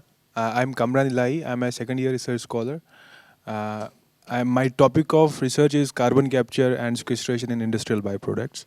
So today, I'm really honored to be the part of this visionary session, and I just want to say that we are standing at the brink of a technological revolution, and today we have an opportunity. So let's seize this to make our India and nation very, very better. And it's really I'm honored to be the part of this. Thank you very much. Hello everyone, my name is Sidney Manohar and I am PhD research scholar under Professor Singh, and I am working on risk associated with geological carbon sequestration. Thank you. Good morning everyone, I'm Yashi Singh. I'm third year MBBS student pursuing it from MGM Medical College, Navi Mumbai. Good morning, I am Shubhimal Ghosh, faculty member from Civil Engineering Department with expertise in water and climate, and I am currently heading interdisciplinary program in climate studies at IIT Bombay. Good morning everyone, I'm Shabana Khan. I'm a geotechnical engineer, also an alum of IIT Bombay. Currently I'm working with Strata Geosystem as an assistant vice president in technical division, where we are dealing most of it related infra problems. Also, we are dealing with all innovative solutions where we can help in climate and sustainable development using geosynthetic product. Thank you. Namaskar everyone. I'm a consultant gynecologist as well as an oncologist. And incidentally, I was also professor of biomedical engineering at IIT AIIMS Delhi. So dual kind of profession, and I'm having my own foundation, not for profit. Thank you. Namaskar, I'm Nitin Sahani. I run a AI-focused tech-based startup out of Gurgaon, primarily focused on data extraction and computer vision technologies. Formerly, or still rather, a chartered accountant. I hope that's not a bad word as part of this forum, because I hear all sort of tech people and engineers around. So good to be part of it. Yeah, thanks. Good morning, everyone. My name is Solomon Debrama. I'm a faculty member at the Transportation Systems Engineering Group at the Department of Civil Engineering, IIT Bombay. So my research is inclined mostly towards the sustainable pavement materials. Thank you. Good morning, everyone. My name is Ullas Kharul. I'm representing CSIR NCL, National Chemical Lab, Pune. CSIR is one of the leading organizations in several areas like hydrogen economy or catalysis. I myself work on membrane separations, but I work in fuel cells and other areas as well. And at the end, or maybe sometime in the day, I think I would request Chairman to give me 2 minutes for expressing my thoughts, wherein many of the concerns are especially when we're talking about technology development or leadership or maybe new technologies. I think I have something to speak. Thank you very much. Good morning, everybody. This is Advocate Dr. Prashant Mali, and I'm a practicing lawyer. I am master's in computer science, and my PhD is in international cyber warfare and cyber law. And my interests are into cyber security. So the mistakes in last 2 decades while developing the technology in IoT and other technologies we made was not thinking about the security part of it. And what we are going through right now is a huge impact of cybersecurity related lapses. And I want to contribute there from the cybersecurity policy perspective, which I keep doing with various national and international organizations. And my 2 cents here too. Thank you very much. Good morning, everyone. I am Lieutenant Colonel Anup Mishra, Director, Joint Services Innovation and Indigenization Center from Department of Military Affairs. I am currently taking care of innovation, indigenization, IPR, industrial intelligence wing, and I will say ruthless indigenization in defense. And so anything which is coming new to the armed forces, so it goes through my table. Thank you so much. Good morning. This is Professor Nagesh Iyer. I'm currently Dean of Infrastructure at IIT Dharwad. Formerly, I was the Director of Structural Engineering Research Center. I've been with CSIR for 44 years. Thank you. Dr. Goswami, just want to tell you that I've been also associated with Technology Vision 2047 at DST. Thank you. Unnikrishnan, a recent migrant from industry into academia, used to be running Thermax group of companies as its managing director, and has come to IIT Bombay to run the IIT Bombay Monash Research Academy only for PhD. Associated with many companies as independent director, and also a trustee of Akshay Patra, the largest NGO of India, and a trustee of Jahangir Hospital in Pune, apart from being associated with TIFAC also. Very good morning to all. My name is Dr. Yashwant Dev Pawar. I'm working with TIFAC as a scientist. Formally, I'm qualified having MSc Physics, then MTech in Future Studies and Planning, so the formal course on technology forecasting, and then PhD from IIT Delhi on intellectual property and standards. And I'm a firm believer that technology we cannot stop, it will progress on its own, and we have to overcome our own fears that employment will go, or we really need to look at future of work if we really plan our future of a technology. So, thank you. Good morning, everyone. I am Goli, a research scholar working with Professor D.N. Singh in the area of landfill mining and how to do solid waste management. Thank you very much. Hi, I'm Krishnan Narayanan. Please go ahead. Okay, I'm a professor of economics at IIT Bombay. Work in the area of industry, environment, and economics of climate change. And I'm also currently heading a newly started academic unit of the institute called Department of Economics. Thank you. Dr. Gautam Goswami, you already seen my friend from TIFAC. Thank you. My name is G.D. Yadav. I am the former Vice Chancellor of Institute of Chemical Technology, which was earlier known as UDCT. Currently, I am the National Science Chair, and my area of expertise in net zero, green hydrogen, and carbon dioxide to chemicals and materials, And I established 2 campuses, one in Bhubaneswar with the help of Indian Oil, and another in Jalna, Marathwada, with the help of Maharashtra government. Good morning to you all. I am Dr. Chakradhar. I am a scientist at TIFAC. I am part of the core team which is coordinating Technology Vision 2047, and I was also part of 2035 core group. And my main domain of work involves looking after this food and agriculture and climate change programs of TIFAC. Okay. Thank you. Good morning. I am Mukesh Mathur, scientist and head of MSME program of TIFAC. I had been earlier working with fly ash utilization and aspects like innovation management and technology commercialization programs of TIFAC. Thank you. Good morning. I am R.B. Grover, working with Department of Atomic Energy for several decades. Currently Emeritus Professor, Homi Bhabha National Institute, and member Atomic Energy Commission. Thank you. Hello everyone, I am Dr. Kushalabh Bose. I am the Chief of Medical Operations for an organization called HealthSpring. We focus on primary care and we do it across India. We work a lot with companies, factories, mines, rigs, where we provide medical staff as well as medical operations. Quality medical care, we focus on 4 Ps: preventive, proactive, participative, and personalized. So that's what we are working at. I've been there for 12 years now. Before that, I spent about 25 years in the Indian Navy. Thank you. I am Mahind Bhandari, currently working as Director of Robotic Surgery Education and Research. My research interests are surgical safety and surgical automation, work on predictive models and computer vision models.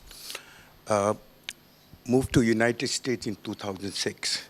Before that, I had a long stint of 38 years. I worked in 7 institutions as academic urologist and headed 3 of them before I left the United States. I work for a foundation also besides my thing, and to apprise that our foundation brought the robotic surgery to the world. Only one robot, Da Vinci, and our flagship institution at Vattikuti Urology Institute in Henry Ford, where Indian surgeon Dr. Mani Menon was the first to really bring the robotic surgery, and we developed new techniques and all. In 2010, we decided to bring that technology to India. I'm happy to say, when we came here, there were 3 sick robots bought from 2000 to 2010, produced total 200 surgeries. And today I can say that we have about 125 robots producing 15,000 surgeries. And India is a force not to reckon with in robotic surgery. So our interest of foundation is we bring expensive technologies, use our strategic acumen.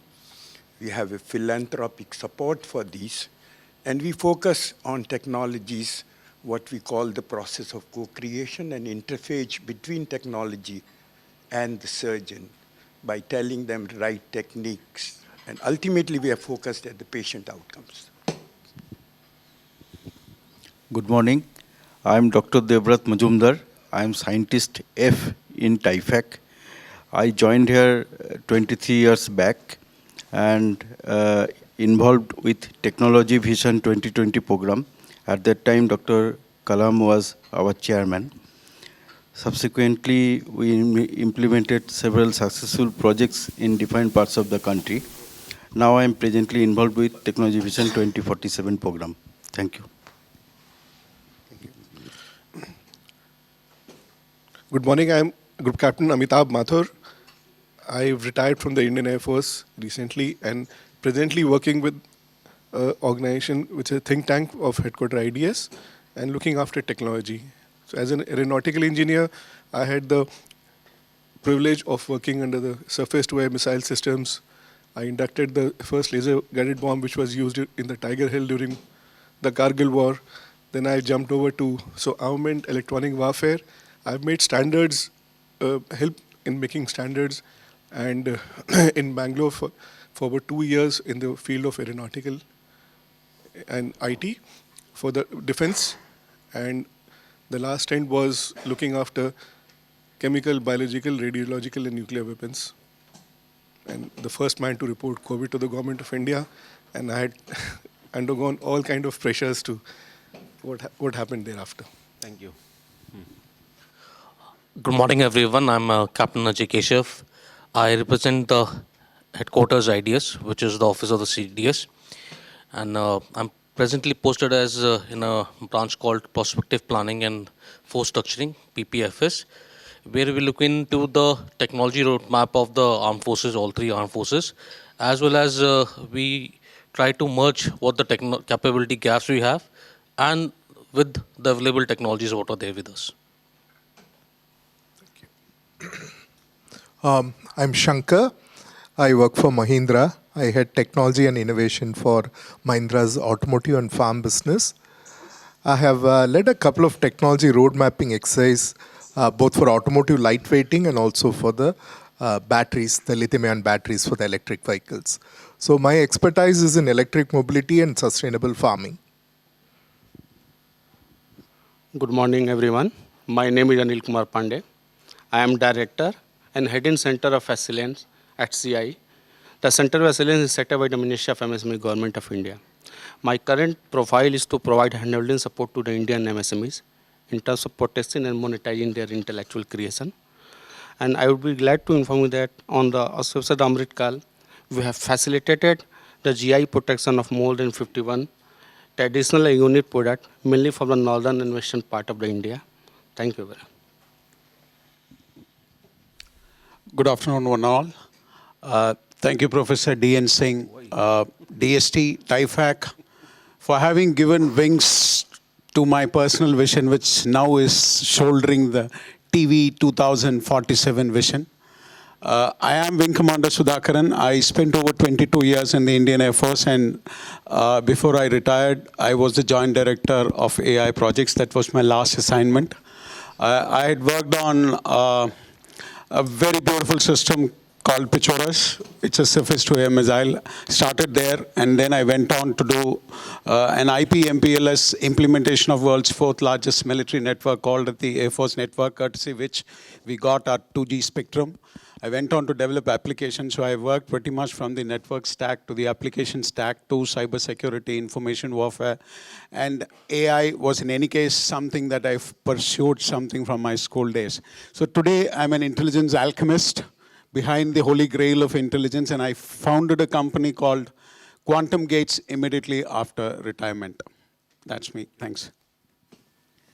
Namaskar. I'm so glad you had not introduced yourself before I started my speech. Otherwise, I would have been tongue-tied. A galaxy of experts, sir. Thanks a lot.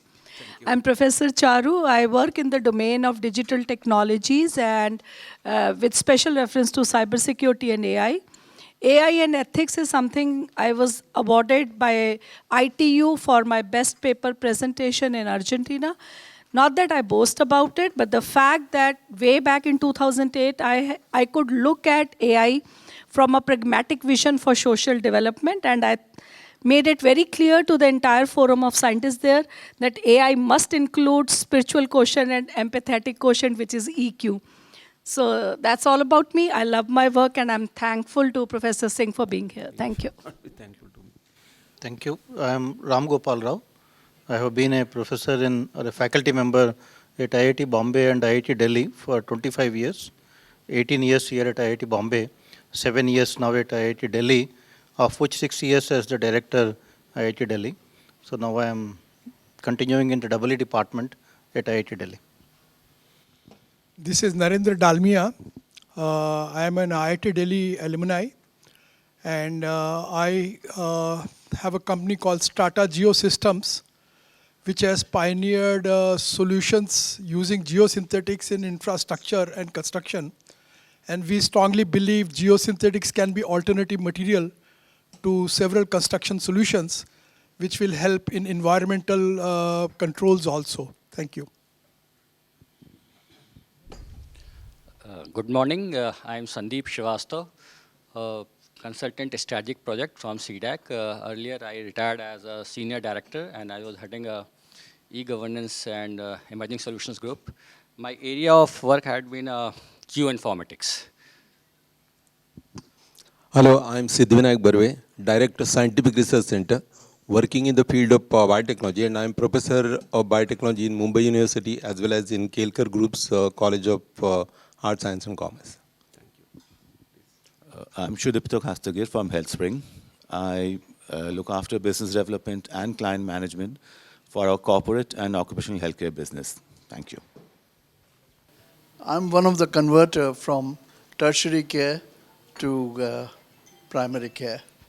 And I think the healthcare of our people lies in having a robust primary care, not only in the cities, but certainly for the disadvantaged people. Disadvantaged population can be reached best by technology. And there's a word of caution that you should not get too much enamored by what is happening in AI. It can be used, it can be abused. Similarly, technology, security conscious about biodiversity and technology in biodiversity, in bioscience.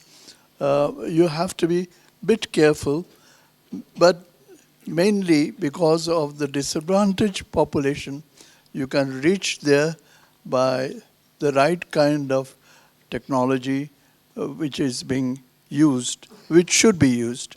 In tertiary care, we have been using it all throughout. And but of course, as you know, and I have the experience of that, being in the board of some of the hospitals, that is being used for how many patients you have converted from OPD to IPD. So the technology being used in the right direction is also very, very important. Thank you. Yes, please. Good morning to all of you. Myself, Arijit Majumdar. I am a scientist working in an organization called Samir, which is an R&D lab in Ministry of Electronics and IT, and the Mumbai Center sits right inside IIT Bombay.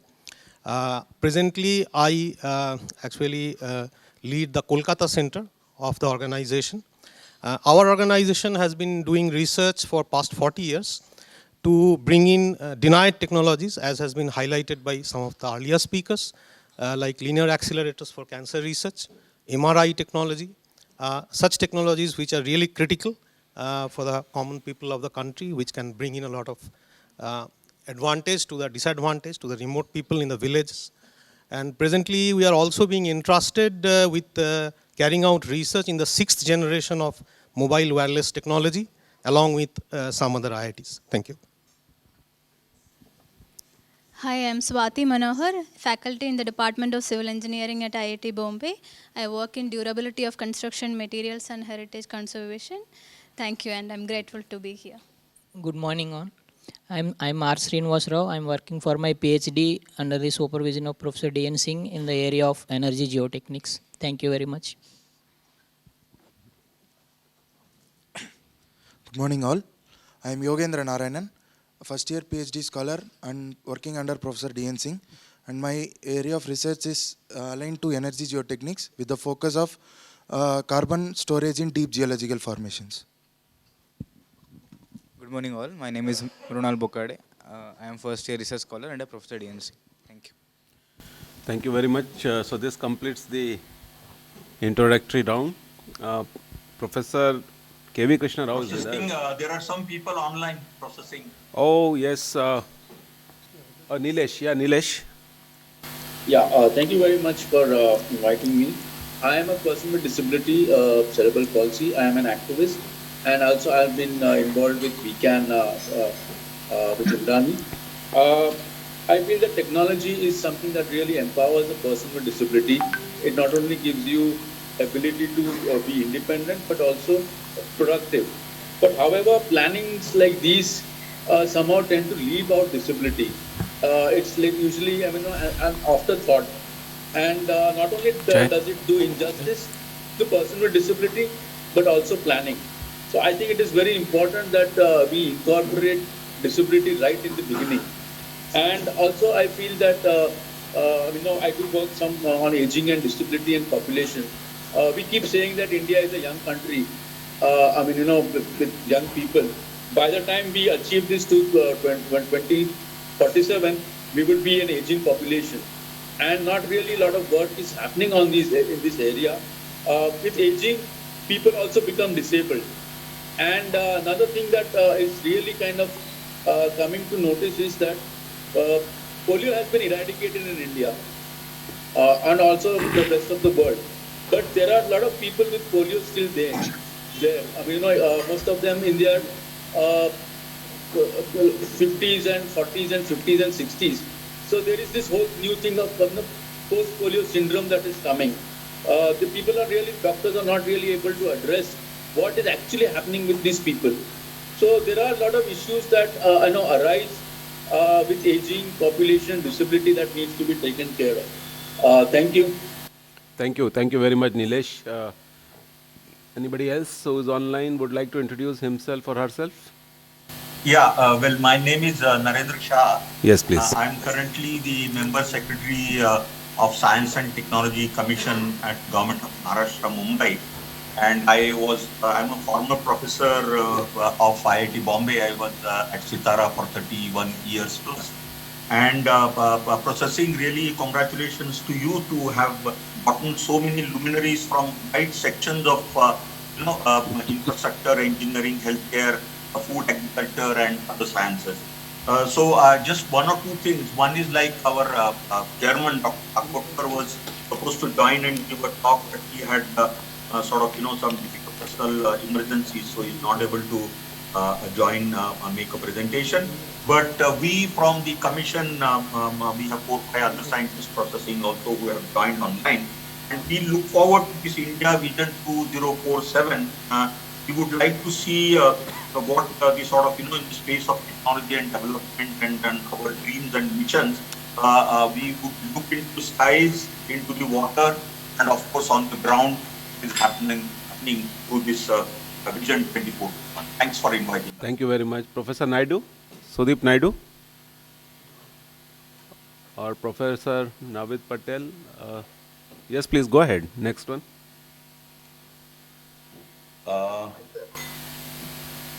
This is Navid Patel from, I'm Junior Scientific Officer working at Rajiv Gandhi Science and Technology Commission. Okay, thank you. Professor Sudeep wanted to say something. Professor Sudeep? Yeah. Yes, please. Good morning to all. I am Surgeon Rear Admiral Sudeep Naidu. I have recently retired from the Indian Navy, where I was the ADGMS. Otherwise, I was the former Prof of Surgery at AFMC. I am continuing my professional work there as a GI and hepatobiliary surgeon with the ESI Medical College in Faridabad. And I'm also a consultant with the Ministry of Health for setting up HADR facilities, emergency medical units, and mobile hospitals, which I had set up while I was in the Navy. Thank you. Thank you very much. So this brings to an end to the introductory session. Oh, yes, please, Ritika. Good morning, everyone. I'm Conleader Rishika. I've served with Indian Air Force for 10 years. I was basically into the weapon systems and had the opportunity to get into digital transformations at various specific fields of defense sector. Presently, I'm working with a cybersecurity firm who is dealing with an IDAM product named Symmetry, and the firm name is Unitech Software. I'm placed in Mumbai itself. It is an honor to be among all of you, and I'm looking forward for great learnings. Thank you. Hi everyone, my name is Vibhuti. So I have recently embarked on my corporate journey, basically. I'm an MBA with dual specialization with HR and marketing. Currently, I'm working with an organization with, as Rishika mentioned, who are basically offering an identity and access management solution, which ensures that only right legitimate users are accessing right enterprise applications that they are authorized to use. So this is actually helping many organizations around like Bombay Stock Exchange, Mahindra Finance. So that's about me. Thank you very much, everyone. Good morning, everyone. My name is Sanjay Bapna. I am a graduate electrical engineer from NIT Kurukshetra, and I've been in healthcare for the last 36 years, which was across companies like Larsen & Toubro, Hewlett-Packard, Philips, and over the last 7 years, and this has been very opportune because that's probably the most active digital health journey of India. I've been with digital health startups in the private space, currently working with My Healthcare Technologies as Chief Commercial Officer. I would really like to thank for giving me this opportunity and participating in this event. Thank you so much. Fine. Anybody else who has been ignored or left out from the introduction, please? Okay, may I request now Professor Krishna Rao. He is our Deputy Director and my colleague from Department of Civil Engineering. Good morning to you all. In fact, thanks to Professor D.N. Singh, so I was always telling him, how can I welcome these eminent personalities and luminaries at the end of the session. But anyway, so that is what he told me is, please hear them first, to talk all those, whatever they would like to present, and then you welcome. So it is a good move. And firstly, let me, actually we are all honored to have you all at IIT Bombay, the maximum, welcome first to the maximum city, and it is also appropriate to call our IIT Bombay as a maximum IIT Bombay, maximum IIT. So maybe people people may object, maybe from Kharagpur they may say we are number one in terms of size and number, but I am talking in terms of density. We are 500 acres, but we have today 13,000 students. And it is just continuously increasing. So we have here Professor Devang Kakkar, who has actually started several things. And during his time only we have seen this increase happening, tremendous increase. When I joined here, the student strength was just 2,500. And today we are talking about 13,000 and still growing. So firstly, let me thank Professor Devang Kakkar as chairman of TIFAC. He brought this session here, which is going to lay down the technology vision for 2047. And also welcome to the members from TIFAC, Professor Pradeep Srivastava, ex-director TIFAC, Dr. Gautam Goswami, head technology vision 47 TIFAC, and also today's eminent speakers, Professor Charu Malhotra, head of e-governance, IIPA, and of course our distinguished alumnus, Dr. R.K. Bandari, who always advises us, our department, and he has also participated in various events that we actually conducted in our department and in the institute. Mr. Ajit Kumar Jain, former Additional Chief Secretary, Government of Maharashtra. Dr. Dinesh Patil, Deputy Controller, Patents. And also the eminent personalities, think tanks from various sectors present here, and my colleagues who are here, and also the students, and also ladies and gentlemen. A warm welcome to you all. I welcomed you to the Maximum City Mumbai, Maximum IIT, as well as Institute of Excellence. So you all know that IIT Bombay is right now Institute of Excellence. And we are also lucky that because of COVID, it is supposed to be ending this financial year, but it has been extended by 2 more years. Just to tell you about glimpse of what we are doing in IOE is, I think among IOE institutes, there are 10 of them from the public funded institutions, centrally public funded institutions. We are one of them. So just to give you one glimpse, we are actually investing 450 crores alone only for buying equipment, high-end equipment. So So it's most of the equipment is actually arrived and some of it is about to come. And you can imagine what kind of impact it is going to cause. My request is that this message, of course, we are also going to disseminate through our website and through our various channels.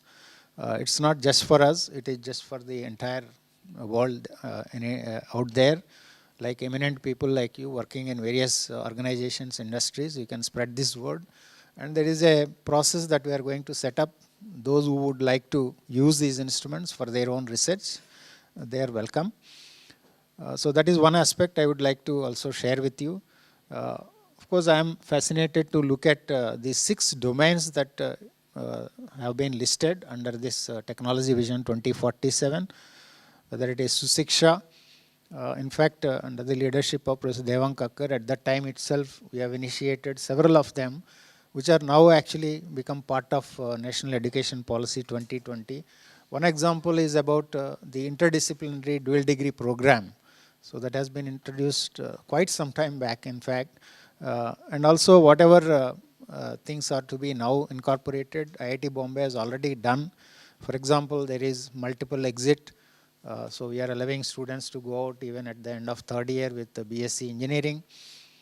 And at the end of 2nd year, we were also thinking how somebody wants to go out. So then we thought that there is this educational outreach program. Recently, our computer science department has come up with a suggestion that they would like to give one undergraduate diploma.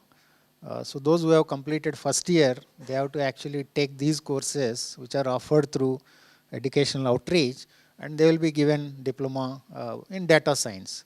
But that is open to the entire world. So that is another thing that has happened because of course, NEP as well, because it has to be flexible and we need to make the courses available to the entire population.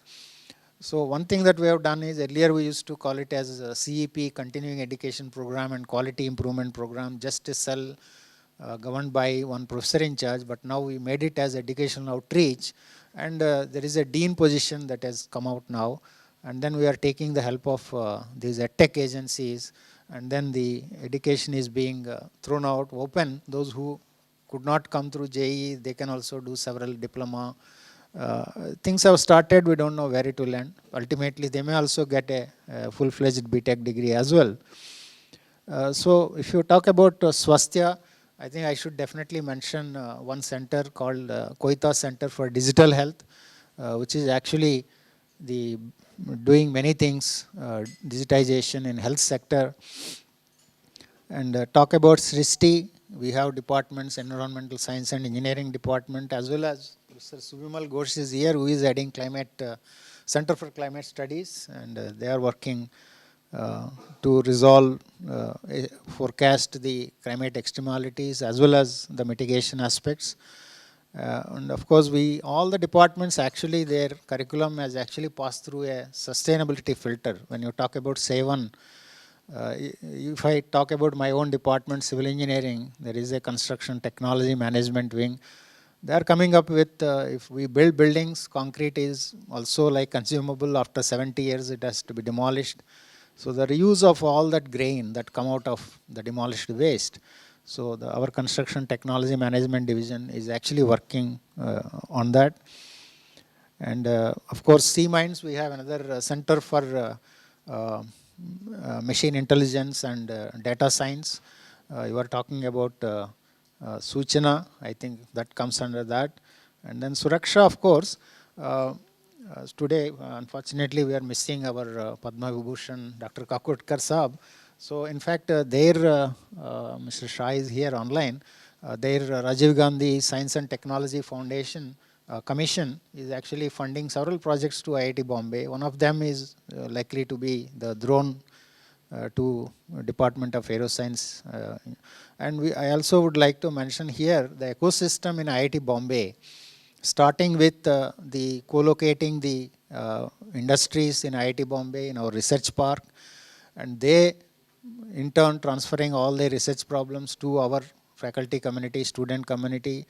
They doing all these research through our IRCC and then translating it, and then incubation, innovation. There is Science Society for Innovation and Entrepreneurship. So all this entire ecosystem is within IIT Bombay. So these are all going on in IIT Bombay in a big way. And of course, our wealth now is actually our alumni, and some of our alumni are also here. And we have 68,000 alumni, can't believe it. And every year it is going to be another 3,000 now, and it may increase further. So they are wealth and they are contributing.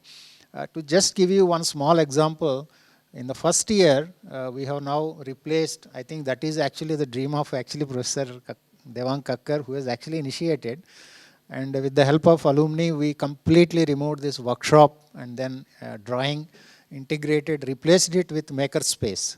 So where the students are going to use ultra-modern equipment like 3D printers, laser cutters, and so on. So they actually design, they manufacture using all these, within these laboratories, with all whatever happens in, as on today in a modern industry. So I think this is the first batch, I call it as a milestone. So this batch which joined in 2022, there, when I saw those labs, I also thought of joining back into the program. But anyway, we can't, that can't happen. But definitely this is a milestone. It is a game changer. So these things are happening.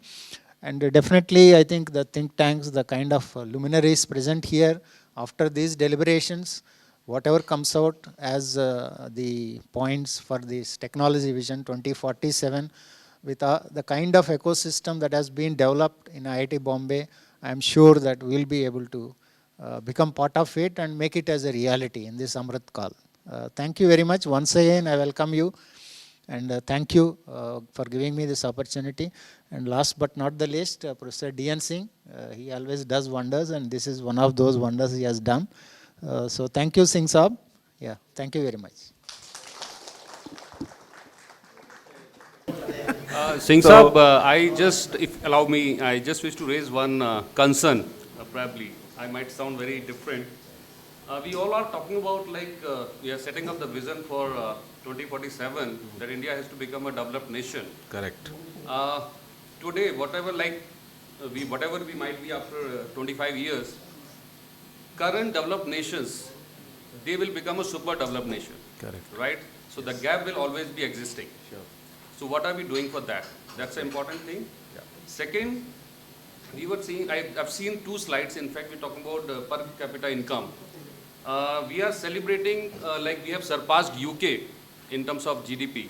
But if you see the per capita income, India's PCI is 2,400 and there is 49,000 USD, right? So if we are, my concern is we are targeting only 13,000 USD after 25 years. Correct. And they are currently sitting at 49,000, where they would be reaching after 25 years. Sure. So probably whatever the vision we are setting, this is correct or not. Very good. We claim that we are the young India and we are lowering our target. This is my concern. One. No, very well taken. Few actionable points, if it is possible. In India, we see it's a developed nation as well in some part of the country, like Delhi, Bombay, Bangalore, you can see it's a kind of developed city. And there are remote areas as well. Similarly, like this institute, we can call it as a developed institute, IIT Bombay. But there are engineering college providing equivalent certificate, BTech, in a remote area. They are least developed, right? So how can we should be having a kind of approach which should be holistic and, very diverse approach we should be having.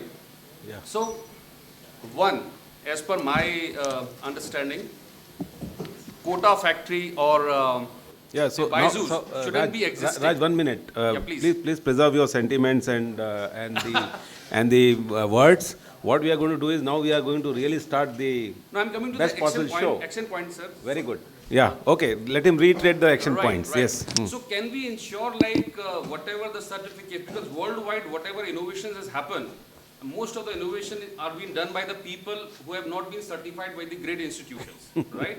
So how can we provide access to the last person Correct. at the village, Yeah. so that professors like you Yeah. should be able to communicate to that person?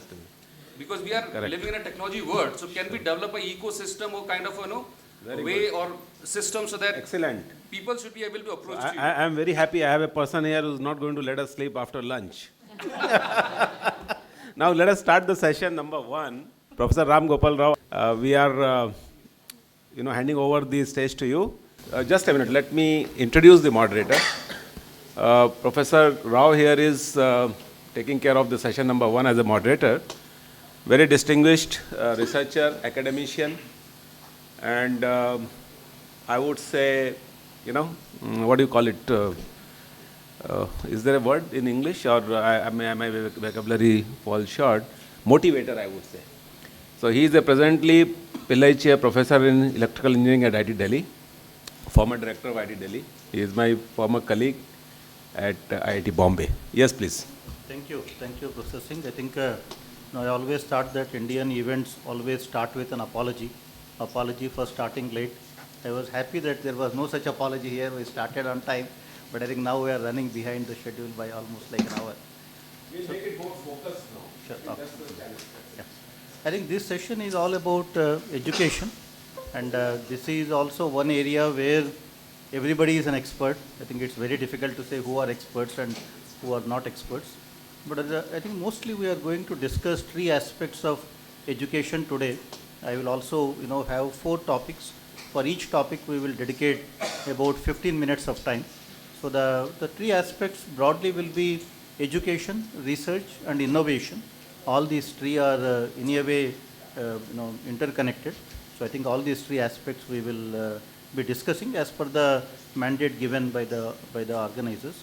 So education, I think all of us know what is happening, what is not happening. I think there are multiple views one can take, the glass half full or glass half empty. I think you will not be blamed for being a pessimist. I personally believe that pessimists and optimists contribute equally to the society. I mean, while optimists develop the aeroplane, the pessimists develop the parachute. So that way, I think we need both sides to contribute to this discussion. So I think when it comes to education, there are IITs and there are other institutions. That is what it has now come down to at the end of the day. Like he mentioned reaching that last mile.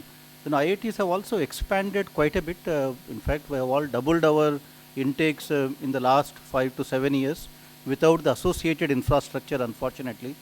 Funding has always been an issue.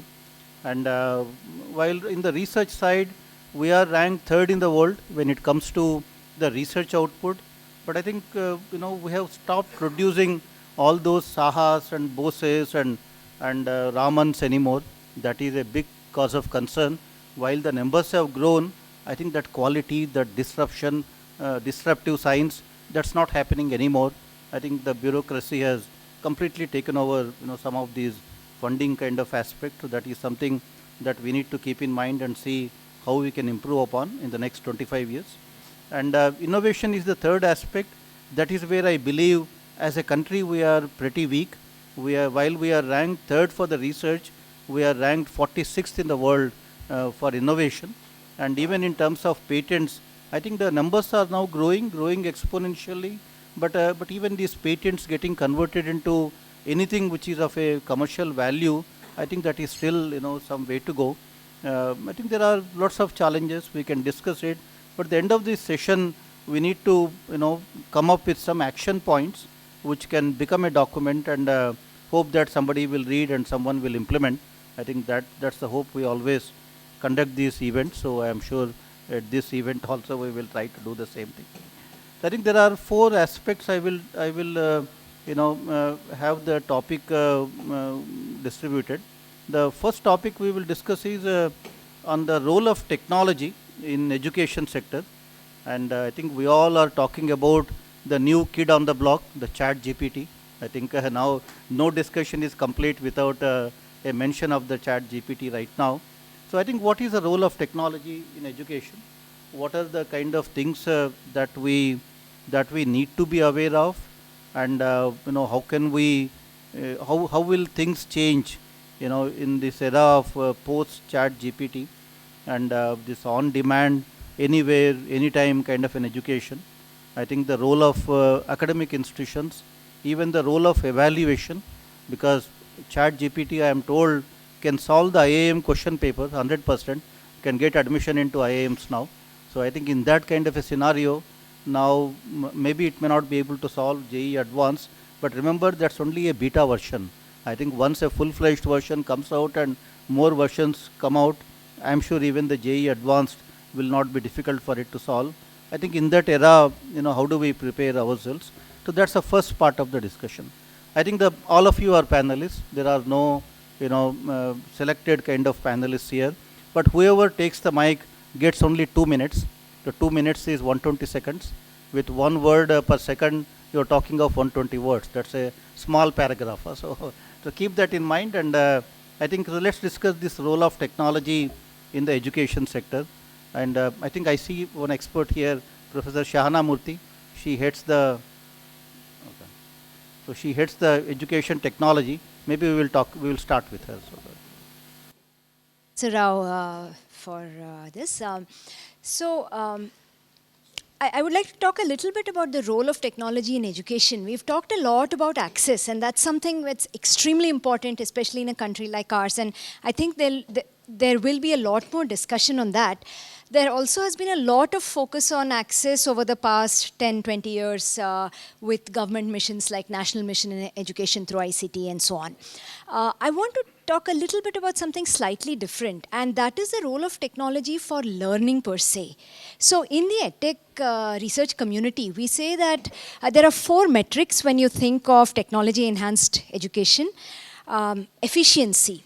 Things like learning management systems. It's the easiest to measure, easiest to do, but impact-wise, it's more for ease of use. Accessibility, very important. It can be the last mile reach. It can be to populations that are underserved. It can be language barriers and all. Engagement, which will ensure that students do actually come for learning. And the last one, the hardest one to do, is learning effectiveness. That how do these technologies, can these actually impact learning?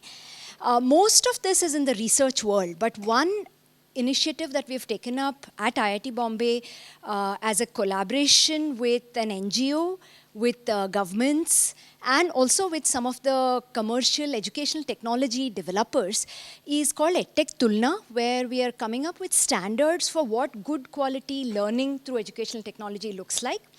And how these standards can be used, for example, when state governments do procurements. So right now the standards of Tulna have been used by Haryana state government, UP government for certain things. We've trained several teachers who the government they include them in their procurement decisions and evaluations and so on. So I think more initiatives where there is a partnership between everyone in the ecosystem, educators of course, but also those who are developing the technologies, the governments who are making sure that access is provided, the NGOs who are sometimes on the field and doing things, and the commercial players through a private-public partnership, all of them, if they come together, some improvement can happen. I think we also would like to know your views on the kind of byju's that have come about with about $20 billion of valuations and all of that. I think from a Gurukul kind of a stage, now we have gone to Baiju kind of a stage. You think we are on the right track or any? No, this is clearly very disturbing. So some of these commercial organizations are doing is very disturbing in terms of their marketing and somewhere between unethical and perhaps even worse. On the other hand, we do need the commercial organizations which have the reach and the bandwidth to develop technologies. We've seen these in other sectors, right? So the government has created a lot of good quality educational content, and this is on Diksha. On the other hand, it is so huge, and these are done by regular teachers. So there's a huge variation in terms of, let me say, quality, okay, of all kinds. It ranges totally. So that is important, but the bandwidth of a school teacher or a college teacher is very small, and we need all of these. We need the IITs, we need the other educational institutions, as well as the commercial organizations to put in. But what we need are good regulations, strong ways to stop the really disturbing behavior and so on. I don't have an answer, sir, of course, but what Byju's is doing in terms of its, perhaps it's, I don't know if this is being recorded and how public it will be. Okay, fine. What some organizations are doing in terms of their practices are definitely, they're at least questionable or even worse.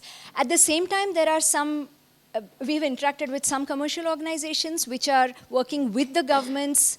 They are taking their technologies, putting it into the government schools to make sure that, say, 500,000 children in the state are being benefited. So I don't know if we can conclude that they have to be completely eliminated from the system. Some regulation is required at this Absolutely, yeah. So the Tulna standards are one, for the content, the standards try to help. But there are other regulations also which might be required. Yeah, I think, I'll just go by numbers. I just want to quote some numbers. See, there are 8,59,000 primary schools in India. There are 2,37,000 secondary schools in this country. And I've done a very detailed research with Urjit Patel on this. See, the thing is, there are almost a shortage of 6 lakh secondary schools. 6 lakh secondary schools in India. And Urjit and I have worked about how to finance, how to raise the 15 lakh crores necessary to make, that's one thing, build those schools. So we've done it without taking any money from the budget. That's the first thing we've done. Second thing I want to say is that, I was attending a presentation and C.K. Prahlad came there and he was saying, since there are not enough teachers, we'll replace the teachers. And I told him, I said, I'm going to design a project that is going to the complete opposite of what you're saying. Because if we forget teachers, you only focus on technology, you will create a moralless society in another 30 years. That is why the Upanishads said that you have to learn at the feet of the teacher. That is what the Upanishads mean. Okay, so that is the second thing. And the third thing is I've done the costing for all the technology to reach 6 lakh locations. So I can share the presentation later on, but it's called the Vivekananda Education Mega Project. Thank you. Yeah, I'll share. Now we have seen some statistics. I am an electrical engineer. From my perspective, I would like to explain. India lead in lot of electrical aspects. We also lead, unfortunately, in number of deaths per year due to electricity. We lead the world 723. Restrict ourselves to technology in education. Yeah. Those No. topics, I will come to us. No, this about 723, we are leading. Now, for example, somebody spoke about the standards and regulations. The first problem here is with respect to electricity. We are following a regulation which is made during 1937. And even today it is followed without much modification in the wiring and other things which we are doing in our house. So standards and regulations also need to be improved. We'll come to that. No, I don't have. No. Yeah,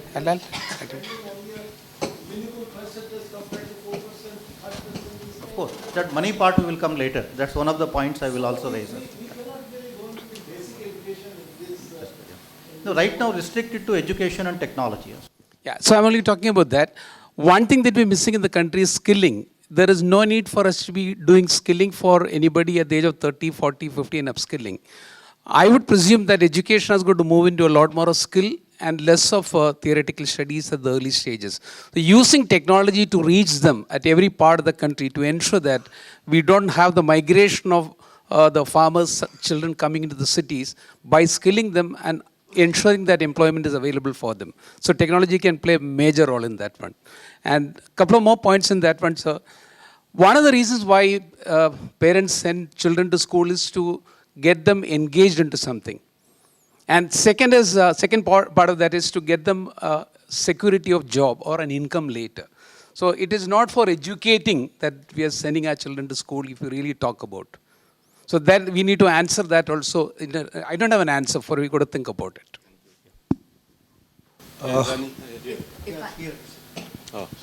If I may just state one point, whilst Let him finish. all of this is very crucial, but just at the lowest level, there is a lot of disability in learning. So, for example, dyslexia, till some time ago, hardly anybody knew about it. So, whilst we are looking at all the facilities and technology, how can technology be leveraged to enable learning disabilities to be addressed? I think this is one very crucial thing, because in our society, we don't particularly accept nor acknowledge That's a very good when point. there are challenges. Very good So point. in education or in otherwise, I mean, today we are talking about mental health. So mental health does not necessarily only happen in adulthood. That has to be tackled today with the scenario of society changing and acceptance and the diversity that we have in our country. When we talk about a vision, we need to touch where we are just beginning. That's a good point. With the foundation not being strong, or the foundation being not probably the material that we put into the education foundation, I think needs a little bit of relooking. Perhaps we can later discuss this at length. Okay. But it has been seen a lot. If you have any it inputs on varies. that, maybe you can mail it to this community. So Oh, yes, that I will. Also, if I may add to this, that this sort of inequality is visible in different kinds of educational institutions. So that, you know, when you go to the municipal schools, for example, the local body schools, or the high-end schools, whichever way, there are certain common denominators, and then there are those which are very stark. I think a little bit of looking into that aspect is required.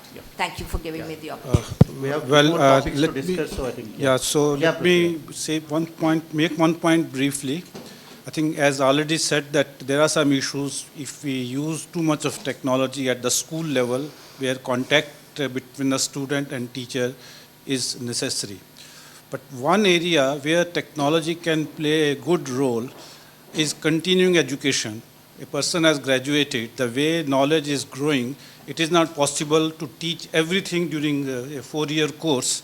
All of us from our careers know that technology and economics, technology and law, technology and security, they are all intertwined. Depending upon how the career of an individual is moving, he may have to learn different subjects. I myself had to learn a lot of law when we were dealing with US and other countries for the nuclear deal. Nuclear law is a specialty in itself, and that I learned all through internet.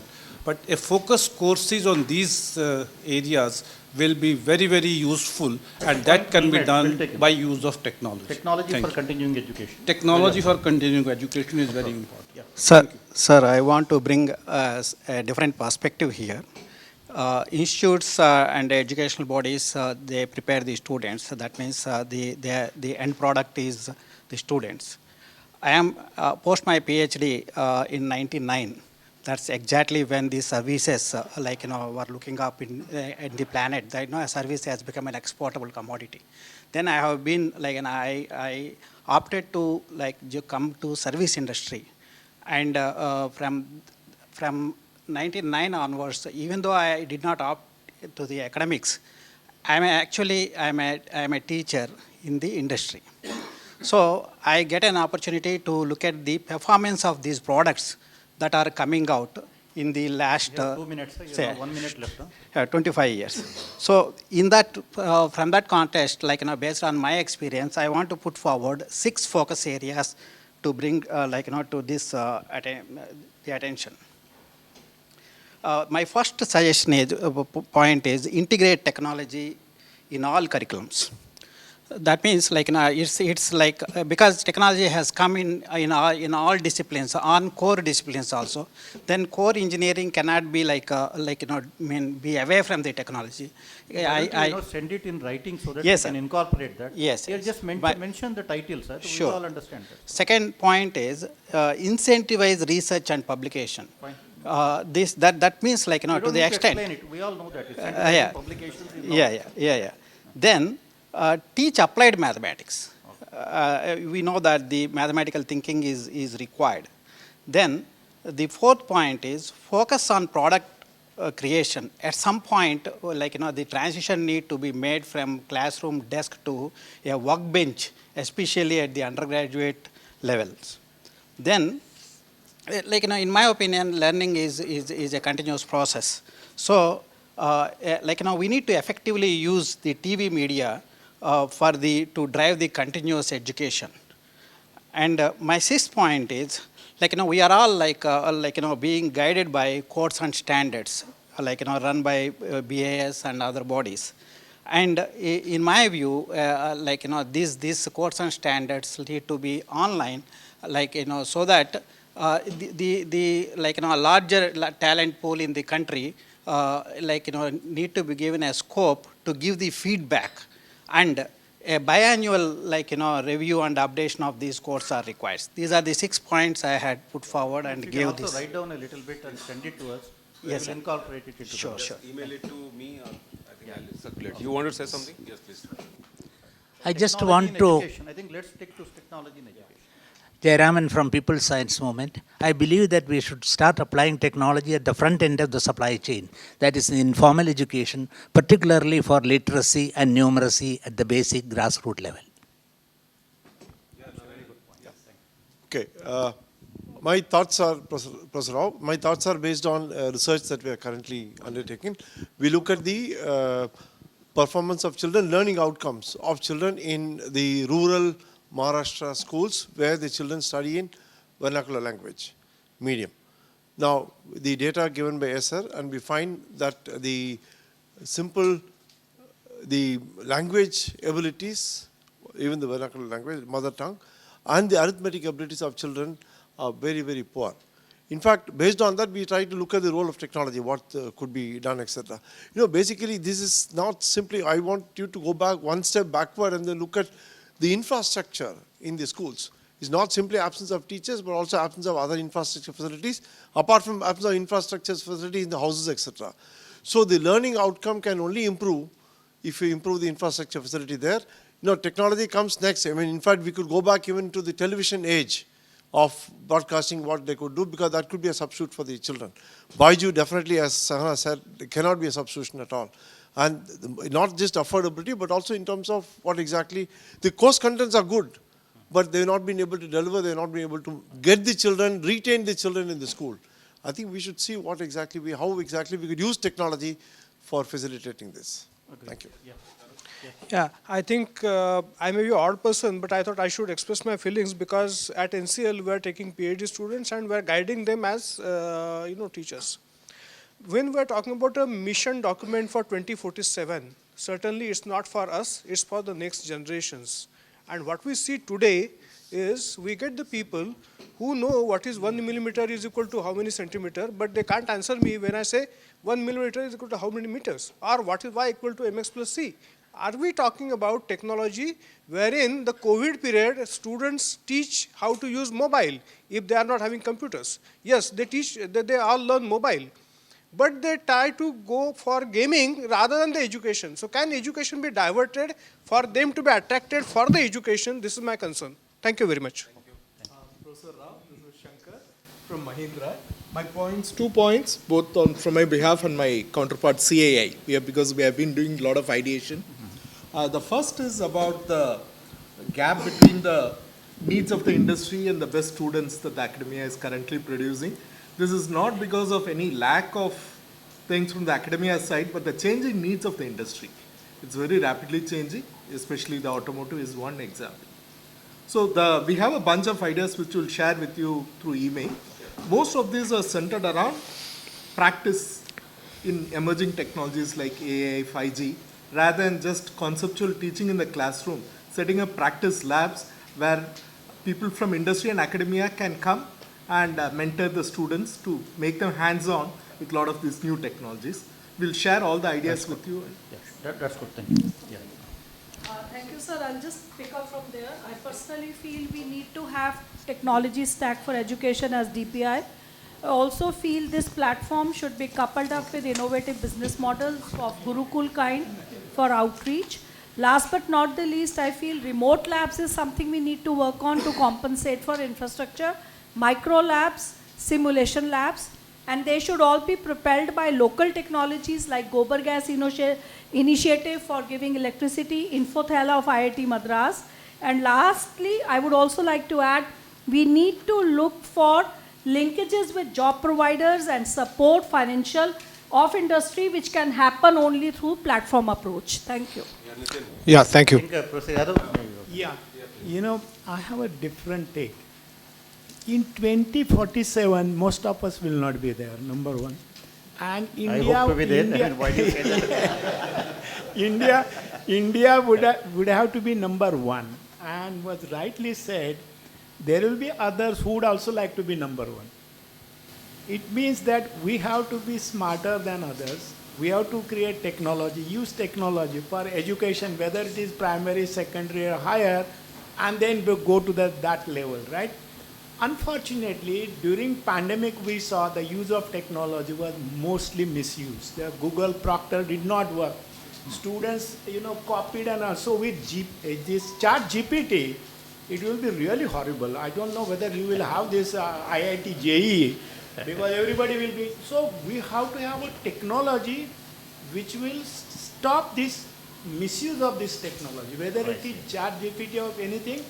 And the real teacher cannot be substituted by technology. You can create a virtual image, okay, he can address it, you can go to masses, but the real teacher cannot be substituted by a machine. That is my feeling. So you have to train these teachers.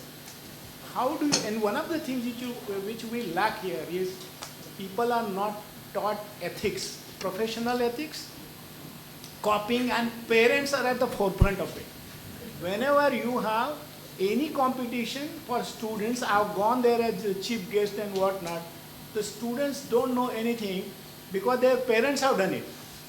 The projects are never done by the children, but they are done by the project. So how do you stop this misuse of this thing? That is my way. Thank you. We have three more topics, so maybe one or two last point and then 12:45 So one of the... maybe both of them, and then we will go to the next topic. Why don't you go first? Okay. So one of the needs of India is how India can be made like the AI powerhouse. And I think we've been slightly slow off the blocks as compared to some of the other developed nations. I've done some work at some grassroots level to understand why, one of the things is around, okay, fine, we were late to get off the blocks in terms of, maybe changing our curriculum. So leaving all of those things aside, I think IIT is obviously one of the premier institutes. You would find very high caliber academia and professors and teachers who would impart that education. But as you go outside, if you want to develop a large talent pool specifically focused on AI, the academia and the professors itself need some interventions to be able to impart this education to students, and therefore give them enriching projects. So I think some interventions at the academia level on a broader scale, not just at the premier institutes. Thank you. Agreed almost all the opinion, my personal opinion. You write it down inside. If you consider myself in 2047 situation and I am a decision maker in a government, I know the volume of people who have to address the students, and we know the whatever resources we will have. I think as of today, virtual education system, we have misused it, or whatever we have done, we cannot get away with that. We have to come to that. Now challenge to the technologists or a researcher how to make virtual education system as real as possible. It is not today. That's why the regulation which everybody is mentioning will be. That has to be the key point. Yeah. Thank you. I think maybe we should go to the next topic now. No, we cannot close this. No, sure, please. Another 15 minutes. 15 minutes, okay. Yeah, 12:45 and then that's we'll fine. start the second. Okay, then. So maybe one more question we will take. I think standardization of open, transparent assessment processes, and that's one of the things that we need to discuss.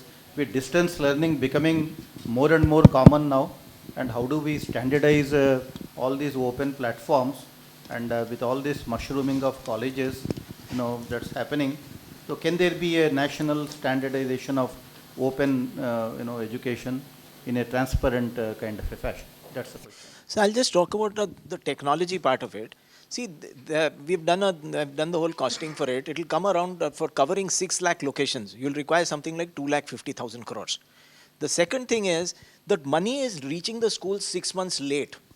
So it is affecting the work of 192 million children and 5.3 million teachers. And it requires just the creation of a simple phone-based program, a mobile app, to get so that the money reaches on time. I'll give the details to you, but it just takes around 4 lakh rupees to develop that. And it will affect around 192 million children and 5.3 lakh teachers. EBT and all million of that teachers. are not working there? No, it's not working because what is happening is there's a big, it's a big cash flow. I've done this analysis. I'll share it with you, but it will improve. It will give instantly that, see what is happening is the money is not reaching the schools on time firstly, and then it's not said, paisa kiske liye use hoga.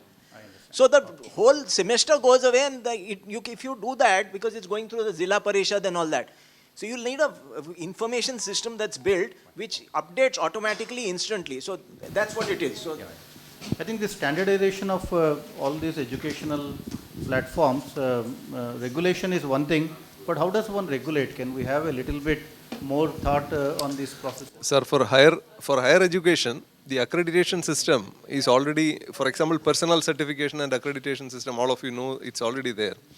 And most of the standards nowadays which we are making in the IEC level are based on this accreditation.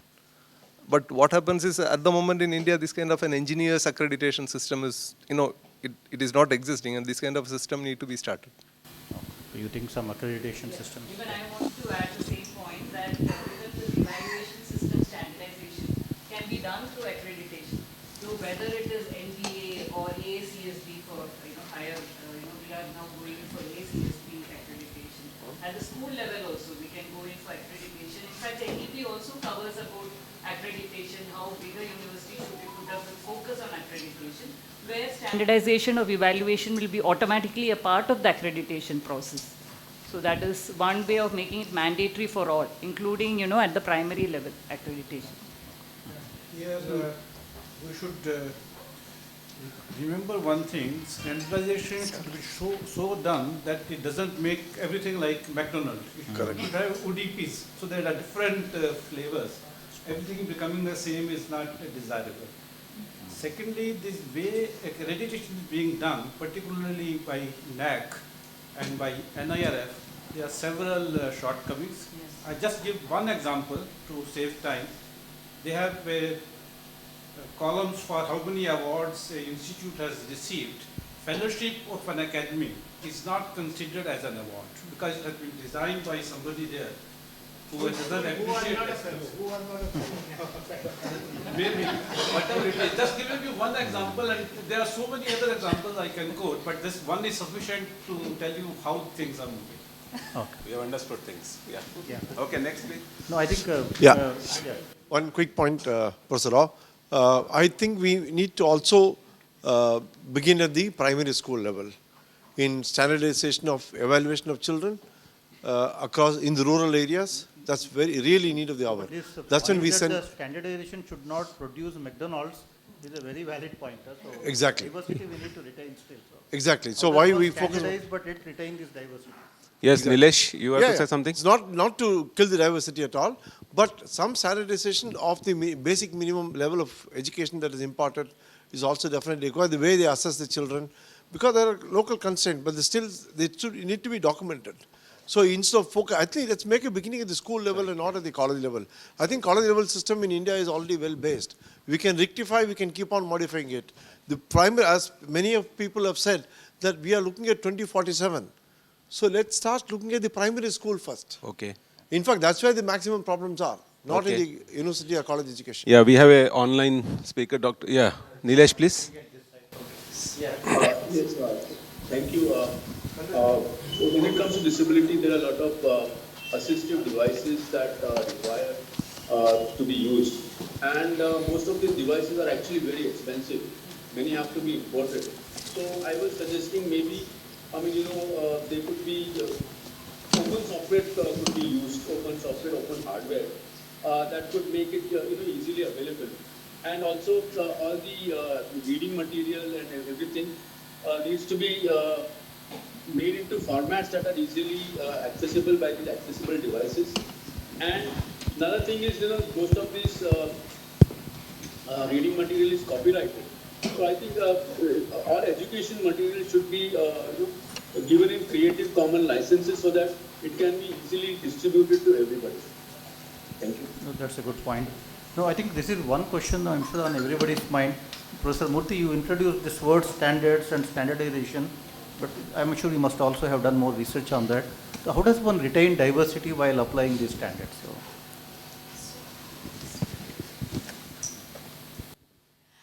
head of the Actually, I'm a faculty member in EdTech.